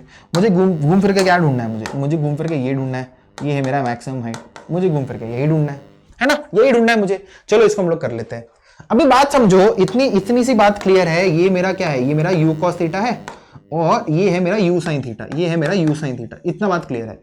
क्या मैक्सिमम हाइट देने के लिए मेरा u cos थीटा का कुछ यहां पर योगदान है? बस बता दो, बस वो बता दो। u cos थीटा ऐसे घसीट के जा रहा है, उसको मैक्सिमम हाइट देने का क्या है, कुछ है क्या? यहां पर मैक्सिमम हाइट बस u sin थीटा दे रहा है। मैक्सिमम हाइट क्या दे रहा है यहां पर? बस u sin थीटा यहां पर दे रहा है मैक्सिमम हाइट। तो इसमें मैं क्या यूज करूंगा? इसमें मैं ये वाला इक्वेशन यूज कर सकता हूं। कौन सा इक्वेशन? यहां पर मुझे पता है कि uy जो है अगेन मेरा क्या है, u sin थीटा है। u sin थीटा मुझे मालूम है। vy जो है वो अगेन मेरा 0 हो जाता है, क्योंकि मैक्सिमम हाइट में मेरा क्या है, vy मेरा 0 हो जाता है। इतना तो मुझे मालूम है। और एक्सेलरेशन ड्यू टू ग्रेविटी मेरा -g है, इतना मुझे मालूम है। मुझे मैक्सिमम हाइट ढूंढना है, ये वाला हाइट ढूंढना है, बेसिकली ये वाला हाइट ढूंढना है। ये वाला हाइट को मैं बोल देता हूं कि ये मेरा मैक्सिमम हाइट है। मैक्सिमम हाइट मेरा डिस्प्लेसमेंट s है, यही तो मुझे चाहिए। तो s ढूंढना है मुझे या मैक्सिमम हाइट ढूंढना है, तो चलो सॉल्व कर लेते हैं। तो मैं यहां पर यूज कर रहा हूं v square minus u square is equal to 2as use कर रहा हूं यहां पर, जो मतलब सब कुछ y डायरेक्शन में होगा, सब कुछ y डायरेक्शन में होगा। vy स्क्वायर मेरा 0 स्क्वायर, तो ये 0 हो गया, ये तो 0 हो गया। माइनस ऑफ uy स्क्वायर क्या है मेरा, uy क्या है, u sin थीटा, उसका स्क्वायर कर दो व्हाट माइनस साइन के साथ, तो ये हो जाएगा minus of u square sine square theta, ये हो गया मेरा, is equal to 2 into ay क्या है मेरा, ये ay क्या है मेरा, माइनस जी है, तो माइनस जी, तो ये हो जाएगा 2gh। देखो मैं s को मैं मैक्सिमम हाइट लिख देता, चलो मैक्सिमम mh लिख देता, mh बस। तो mh यहां पर मुझे क्या आ रहा है, mh यहां पर क्या आ रहा है, mh यहां पर क्या आ रहा है, mh आ रहा है यहां पर, mh is equal to maximum height is equal to u square sine square theta, u square sine square theta by 2g। यहां पर ये आ रहा है मुझे मैक्सिमम हाइट, यहां पर ये आ रहा है मुझे मैक्सिमम हाइट, यहां पर ये आ रहा है मुझे मैक्सिमम हाइट। यस, यहां पर आ गया मैक्सिमम हाइट। क्या इतनी बात क्लियर हो चुकी है? क्या इतनी सी बात क्लियर हो चुकी है? ठीक है, मैक्सिमम हाइट हम लोग को यहां पर मिल चुका है। ठीक है, अभी हम लोग निकालते हैं रेंज। अभी हम लोग निकालेंगे रेंज। ठीक है, रेंज निकालना है हम लोग को, रेंज हम लोग को निकालना है, रेंज निकालते हैं। चलो रेंज निकालते हैं। अगेन हम लोग जल्दी वो एक्सेस बना लेते हैं। चलो एक्सेस बनाने का टाइम, ये हो गया और उड़ के जा रहा है ऐसा जुप। तो बेसिकली मेरा रेंज क्या है, ये है मेरा रेंज, और वेलोसिटी निकाल देते हैं। वेलोसिटी हम लोग क्या होता है, ये हो गया मेरा u cos थीटा, ये हो गया मेरा u cos थीटा, ये हो गया मेरा u sin थीटा, है ना। बस अब मुझे बात बताइए, जो दूर है, जो दूराई होती है, वो मुझे बस u cos थीटा देगा क्या? u sin थीटा का कुछ योगदान होगा? ये तो बस हाइट देने के लिए होता है। u cos थीटा बस अपना रेंज देगा। और मुझे पता है ये मेरा क्या है, एक्सीलरेटेड मोशन नहीं है, a मेरा 0 है यहाँ पर। तो यहाँ पर मैं सिंपल से क्या बोल सकता हूँ, यहाँ पर मैं बोल सकता हूँ, यहाँ पर मैं यूज करूंगा speed is equal to distance by time. ये यूज कर सकता हूं मैं, क्या है, मैं ये यूज कर सकता हूँ। हाँ सर, क्यों नहीं कर सकते? क्योंकि यहाँ पर मेरा क्या है, एक्सीलरेशन x डायरेक्शन में मेरा 0 है। समझ में आ रहा है? तो ये यूज कर लो। मुझे स्पीड पता है, स्पीड कितना है मेरा, स्पीड इज बेसिकली क्या है मेरा, u cos थीटा। डिस्टेंस कितना है, वो है मुझे रेंज, वही तो कैलकुलेट करना है। टाइम कितना है, इधर से इधर तक जाने के लिए मुझे टाइम ऑफ फ्लाइट मैंने निकाला था ना, मैंने बोला था ना ये डायरेक्शन ये कर लो, सेम चीज है, मतलब ऐसा कर लो या ऐसा कर लो, आपका टाइम ऑफ फ्लाइट होगा। टाइम ऑफ फ्लाइट का मुझे फॉर्मूला बताया, that is 2u sin theta by G. अब मुझे बस रेंज निकालना है, तो देखो यहां पर कुछ क्या हो जाएगा, मुझे क्या निकालना है, यहां पर डिस्टेंस निकालना है, यहां पर मुझे निकालना है डिस्टेंस निकालना है। तो यहां पर क्या हो जाएगा, यहां पर ये क्या हो जाएगा, देखो सिंपल सी बात है, ये जी ऊपर चला जाएगा और ये 2u sin थीटा इधर मल्टीप्लाई कर रहा हूं, तो ये क्या हो जाएगा 2u sin theta into u cos theta divided by g is equal to r हो जाएगा, है ना। ये तो अभी सिंपल मैथ्स है। देखो 2 sin थीटा cos थीटा क्या हो जाता है, sin 2 थीटा हो जाता है। तो ये क्या हो जाएगा, u square sin 2 theta divided by g is equal to r। मेरा फाइनल आंसर यहाँ पर आ रहा है, यहाँ पर मुझे आ रहा है, समझ में आ रहा है। रेंज यहाँ पर मुझे मिल चुका है, यहाँ पर मुझे क्या मिल चुका है, रेंज यहाँ पर मिल चुका है। और ये रेंज कब मैक्सिमम होगा, कौन से एंगल के लिए मैक्सिमम होगा, sin 2 थीटा का मैक्सिमम वैल्यू क्या होता है, 1 होता है। और वो 1 कब होता है, sin 2 थीटा 1 कब होगा, जब थीटा का वैल्यू 90 डिग्रीज होगा, दैट इज π/2 कब होगा, ये जब थीटा का वैल्यू यहां पर π/4 होगा, तब r max होगा। समझ में आ रहा है, देखो मतलब इज बेसिकली r max कब होगा, r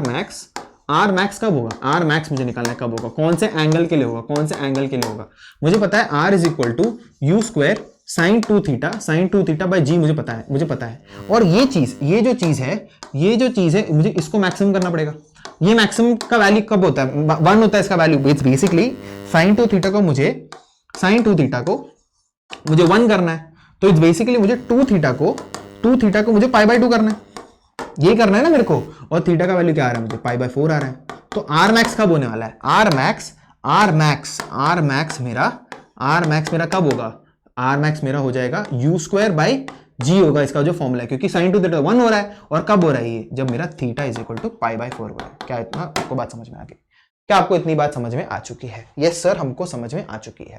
तो हम लोग ये वाला सॉल्व करते हैं, ये वाला हम लोग सॉल्व करते हैं ना, ये वाला हम लोग सॉल्व करते हैं। फिर यूनिफॉर्म सर्कुलर मोशन का थोड़ा बहुत बचा है, और फिर and we are done with it, है ना, we are done with it. ठीक है, फिर हाँ, हम लोग उतना ही बचा। फिर यूनिफॉर्म सर्कुलर मोशन का थोड़ा बहुत थियरी बचा है, ये वाला हम लोग सॉल्व कर लेते हैं numerical, and we are done with it. देखो इसमें क्या करना है, बस उन्होंने वही बोला, क्रिकेट बॉल है, thrown at 28 metre per second और 30 degree above the horizontal. Basically theta given है, इनिशियल वेलोसिटी 28 गिवन है। उन्हें बोला है कि मैक्सिमम हाइट ढूंढने के लिए। यार मैक्सिमम हाइट तो अभी निकाला था। देखो मैक्सिमम हाइट का फॉर्मूला क्या आया था हम लोग को? आया था you square sine square theta by 2g, यही आया था मैक्सिमम हाइट का फॉर्मूला। बस डाल दो इसमें क्या होगा इसका आंसर? यू स्क्वायर क्या है? 28 का square sine square theta, sine theta है ना, यहां पर साइन थीटा है। साइन 30 क्या होता है अपना? हाफ होता है। हाफ का स्क्वायर क्या होगा? 1/4। तो 1 divided by 4, 2 into G, that is 2 into 10। बस इसको आप सॉल्व करो, मैक्सिमम हाइट मिल जाएगा आपको। ठीक है, मैक्सिमम हाइट मिल जाएगा। नेक्स्ट हम लोग को क्या ढूंढना है? हम लोग को the time taken by the ball. अच्छा, टाइम इज बेसिकली अपना क्या? Time of flight, that is 2u sine theta by जी।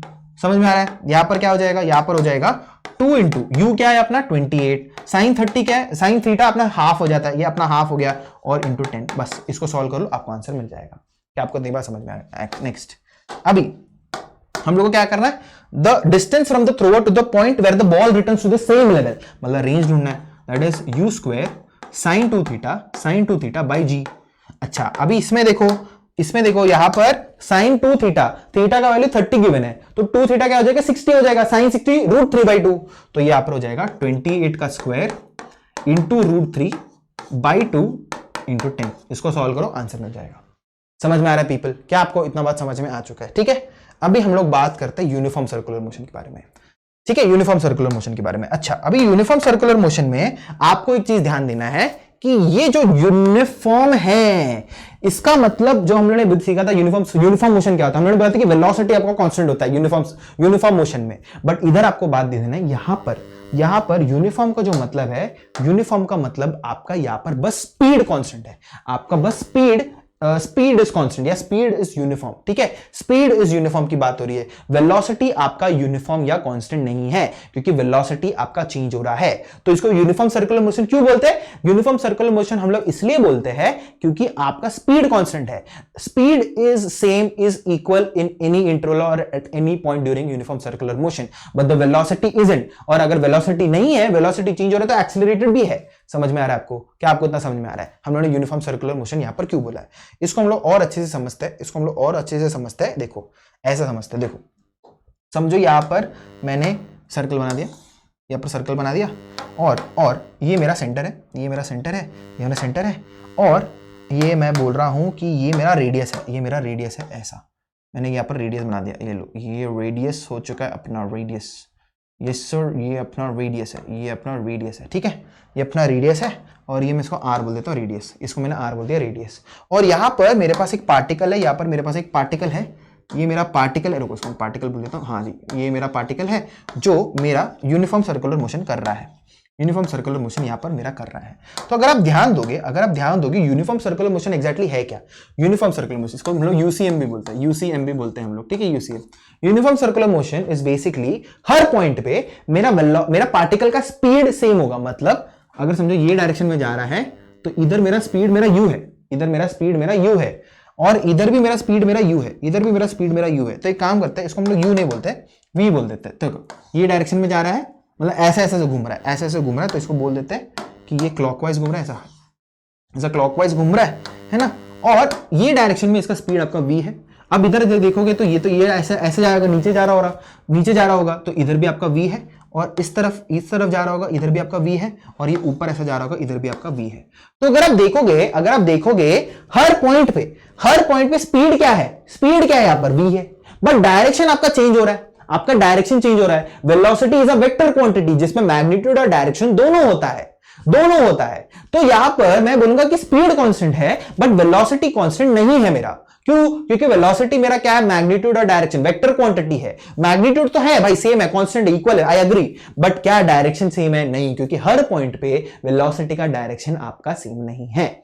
क्या आपको इतनी बात समझ में आ गई? मतलब तो मुझे ये लिखना है, बातें के बाद ये है कि वेलोसिटी का जो मैग्नीट्यूड, जो स्पीड है, वो आपका कांस्टेंट है, ये आपका कांस्टेंट है, बट वेलोसिटी वेक्टर आपका कांस्टेंट नहीं है, ये कांस्टेंट नहीं है, क्योंकि डायरेक्शन आपका चेंज होता बैठ रहा है, आपका डायरेक्शन चेंज होता बैठ रहा है। क्या आपको इतनी सी बात समझ में आ गई? तो क्या मैं बोलूंगा कि एक्सेलरेशन मेरा कांस्टेंट है? नहीं। तो आप बोलोगे कि वेलोसिटी तो कांस्टेंट है, मतलब स्पीड तो चेंज हो ही नहीं रहा है, तो एक्सेलरेशन तो कांस्टेंट होना चाहिए। नहीं, अगेन एक्सेलरेशन क्या है? Rate of change of velocity होता है, rate of change of velocity. तो यहां पर मेरा वेलोसिटी क्या कांस्टेंट है? क्या नहीं है, वेलोसिटी कांस्टेंट नहीं है, तो क्या एक्सेलरेशन होगा? हाँ होगा। तो यहां पर एक्सेलरेशन है,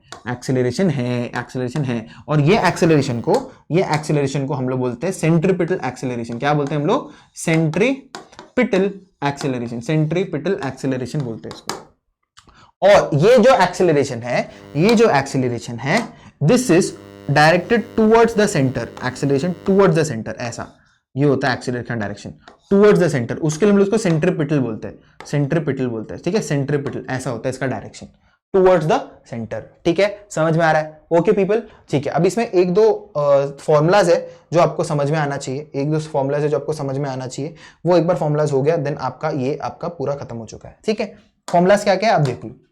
जो वेलोसिटी होता है, जो हम लोग स्पीड की जो बात करते हैं, वेलोसिटी होता है, उसको आप कैलकुलेट कर सकते हो v is equal to R omega से। अब ये ओमेगा क्या होता है हम लोग उसको समझते हैं, ये ओमेगा क्या होता है समझते हैं। आप इतना समझ लो, ये जो है, रुको किधर गया, हाँ जी, ये जो है, अगर आप ये सर्कल की बात करोगे, ठीक है, काम करते हैं, एक नया सर्कल ही बना लेते हैं, ये सर्कल की बात करते हैं हम लोग, एक सर्कल बना लेते हैं। देखो ये सर्कल है, और यहाँ पर मेरा एक पार्टिकल है, ये मेरा एक पार्टिकल है, ये मेरा एक पार्टिकल है, ये पार्टिकल इधर तक पहुंच चुका है, ठीक है। और यहाँ पर मैं एक रेडियस बना देता हूँ, ठीक है। ये मतलब बेसिकली ये मेरा इधर था, और ये थोड़े देर में इधर पहुंच चुका है, ये इधर पहुंच चुका है। अरे रुको, ये थोड़े देर में इधर पहुंच चुका है।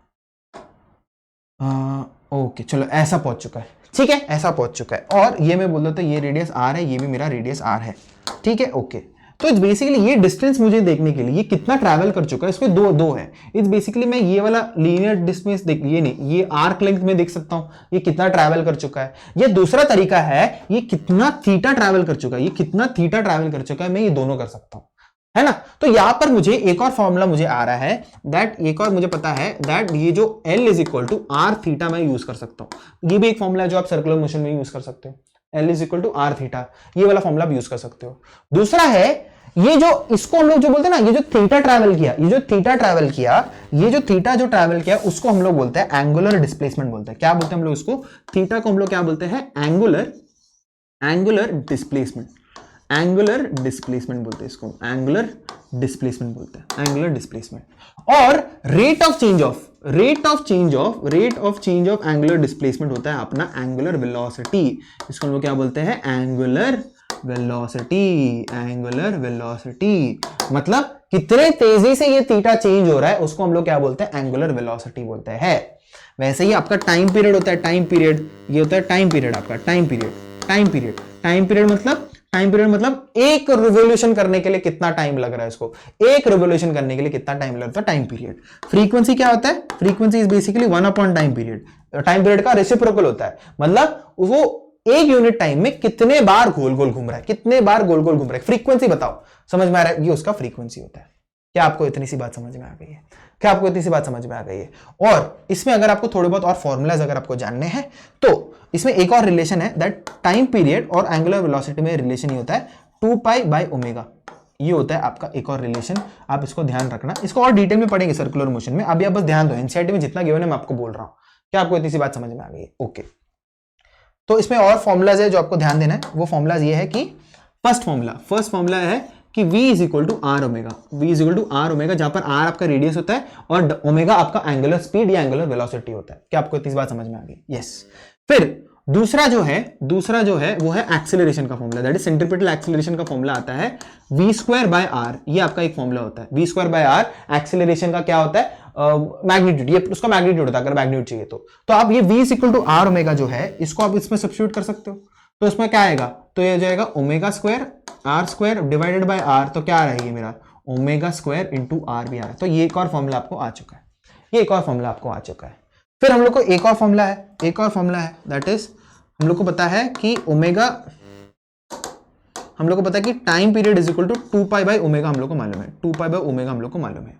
और इससे मैं क्या बता सकता हूं? मैं बता सकता हूं कि omega is equal to 2 pi by T बोल सकता हूं, 2 पाई बाय टी है ना, 2 पाई बाय टी यहां पर मैं बोल सकता हूं। तो ये वाले फॉर्मूला को अगर मैं वापस से इधर सब्स्टिट्यूट कर लिया, तो मुझे क्या मिलेगा? यहाँ पर 2 पाई का स्क्वायर क्या हो जाएगा? 4 पाई स्क्वायर और r divided by T square. तो ये भी मुझे एक फॉर्मूला मिल चुका है। यहाँ पर देखो कितने सारे अनगिनत फॉर्मूला निकल रहे हैं, ठीक है। तो ये सब अपने फॉर्मूला आप लिख सकते हो, तो आई गेस मैंने सारे फॉर्मूलाज तो है जो भी है मैंने यहाँ पर कवर कर लिया है। यस मैंने यहाँ पर कवर कर लिया है। और हाँ देखो इसमें आप एक और कर सकते हो, देखो सिंपल सी बात है, अगर 1/t स्क्वायर मेरा क्या हो जाएगा? अगर मुझे पता है, अगर मुझे मालूम है कि frequency is equal to 1/t, तो 1/t स्क्वायर मेरा क्या हो जाएगा? फ्रीक्वेंसी हो जाएगा। तो बेसिकली इसमें एक और फॉर्मूला आएगा, that is 4 pi square frequency का स्क्वायर r। बस एक और फॉर्मूला आ गया आपको, क्या आपको इतनी सी बात समझ में आ गई? ठीक है। तो ये सारे फॉर्मूलाज आप यूज कर सकते हो यहां पर क्या करने के लिए? आप सर्कुलर मोशन का आप क्या कर सकते हो? सर्कुलर मोशन को सॉल्व करने के लिए आप यहां पर यूज कर सकते हो। ठीक है, तो ये था अपना सर्कुलर मोशन। आई होप सो आपको ये समझ में आ गया होगा। तो देखो ये एक और सवाल था जो आपके एनसीईआरटी में था, एक बार इसको समझ लेते हैं। इसका सॉल्यूशन भी है। देखो, an insect trapped in a circular groove of radius 12 centimetre. तो यहाँ पर रेडियस हम लोग को गिवन है, यहाँ पर हमको रेडियस गिवन है, आर का वैल्यू गिवन है, ठीक है। और moves along the groove steadily, complete 7 revolutions in 100 seconds। 7 बार उसने रिवॉल्यूशन कंप्लीट कर लिया। मतलब क्या वो बोलना चाहता है कि उसने 7 रेवोल्यूशंस कंप्लीट किया 100 सेकंड में। 100 सेकंड में उसने 7 रेवोल्यूशंस उसने कंप्लीट कर लिए हैं, है ना। और वो बोल रहा है what is the angular speed, basically वो ओमेगा बोल रहा है ढूंढने के लिए, और लीनियर स्पीड बोल रहा है। ओके v, ये अपना लीनियर स्पीड होता है ना, ये सब ढूंढने के लिए बोल रहा है, ये ढूंढने के लिए बोल रहा है। Okay, is the acceleration vector a constant vector, what is its magnitude. तो ये तो हम लोग को मालूम है कि एक्सेलरेशन वेक्टर एक कांस्टेंट वेक्टर नहीं है, है ना, कांस्टेंट नहीं है वो वेक्टर, क्योंकि उसका बस मैग्नीट्यूड आपका कांस्टेंट होगा, बट डायरेक्शन तो हर जगह चेंज हो रहा है, क्योंकि डायरेक्शन पहले ऐसा था। देखो इसमें देखो किधर गया, हाँ इसमें देखो पहले ऊपर था, फिर साइड में हो गया, फिर नीचे हो गया, फिर इधर हो गया, डायरेक्शन तो चेंज होते बैठ रहा है। Then it's not a constant vector, हम लोग को इतना बात समझ में आ गई है ना। ठीक है, तो ये सब हम लोगों ने कर लिया। तो व्हाट इज इज मैग्नीट्यूड, तो हम लोग इससे कर सकते हैं ना, AC is equal to v square by r से कर सकते हैं। तो इसके लिए मुझे v ढूंढना पड़ेगा, तो v ढूंढ लेते हैं। पहले हम लोग ओमेगा ढूंढ लेते हैं। ओमेगा क्या वैल्यू होता है? ओमेगा क्या होता है आपका? ओमेगा क्या होता है आपका 2 पाई बाय टी होता है, 2 पाई बाय टी होता है ना, 2 पाई बाय टी। तो 2 पाई का वैल्यू तो आपको पता ही है। टी का वैल्यू कैसे निकालोगे? T is basically time period मतलब क्या? एक रिवोल्यूशन करने के लिए कितना टाइम लगा होगा उसको। अगर 7 करने के लिए 100 लग रहा है, तो 1 करने के लिए कितना लगेगा उसको? 100/7। तो आपको टी मिल चुका है। तो बेसिकली 2 पाई 100 डिवाइडेड बाय 7 कर दो, इसको सॉल्व कर लो, जो आंसर आ रहा है वो आपको ओमेगा है। देखो ये भी इन्होंने वही किया है, तो 0.44 रेडियंस पर सेकंड आ रहा है, तो यहां पर आ जाएगा 0.44। आपको आंसर आपको मिल चुका है यहाँ पर। क्या आपको तुम्हारा समझ में आ गया? Yes sir. फिर वेलोसिटी कैसे करेंगे? v is equal to omega into R कर सकते हो। ओमेगा इंटू आर, ओमेगा पता है, रेडियस पता है, कैलकुलेट कर लो। v is equal to omega into R, देखो उन्होंने भी वही किया है, 5.3 यहाँ पर आपको आंसर आ चुका है।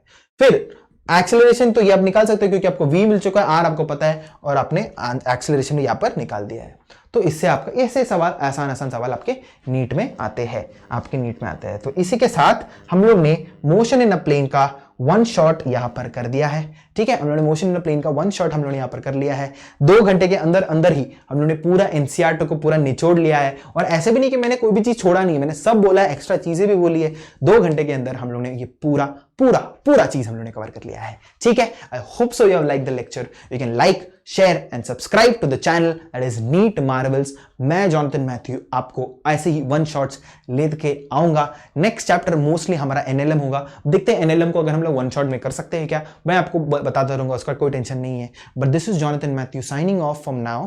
और ये हमारा नीट मार्वल्स का पेज है, बहुत सारे प्लेलिस्ट उन्होंने बना लिए, बहुत सारे प्लेलिस्ट। अगर आप देखोगे प्रगति सीरीज चल रही है, एनसीईआरटी सिंप्लीफाइड चल रही है, तनिषा मैम तो बायोलॉजी में आपका एनसीईआरटी सिंप्लीफाइड आपका चल रहा है, और अपनी दीपिका मैम प्रगति सीरीज में कर रही है, आपके आसिफ अली सर है जो आपको नीट में बायोलॉजी पढ़ाते हैं, फिर आपके नितेश सर है जो आपको केमिस्ट्री करवाते हैं प्रगति सीरीज में। तो हम और स्ट्रैटेजी वीडियोस हम लोग बनाते रहते ही है। तो you can continue to like share and subscribe to the channel for more further updates, ठीक है।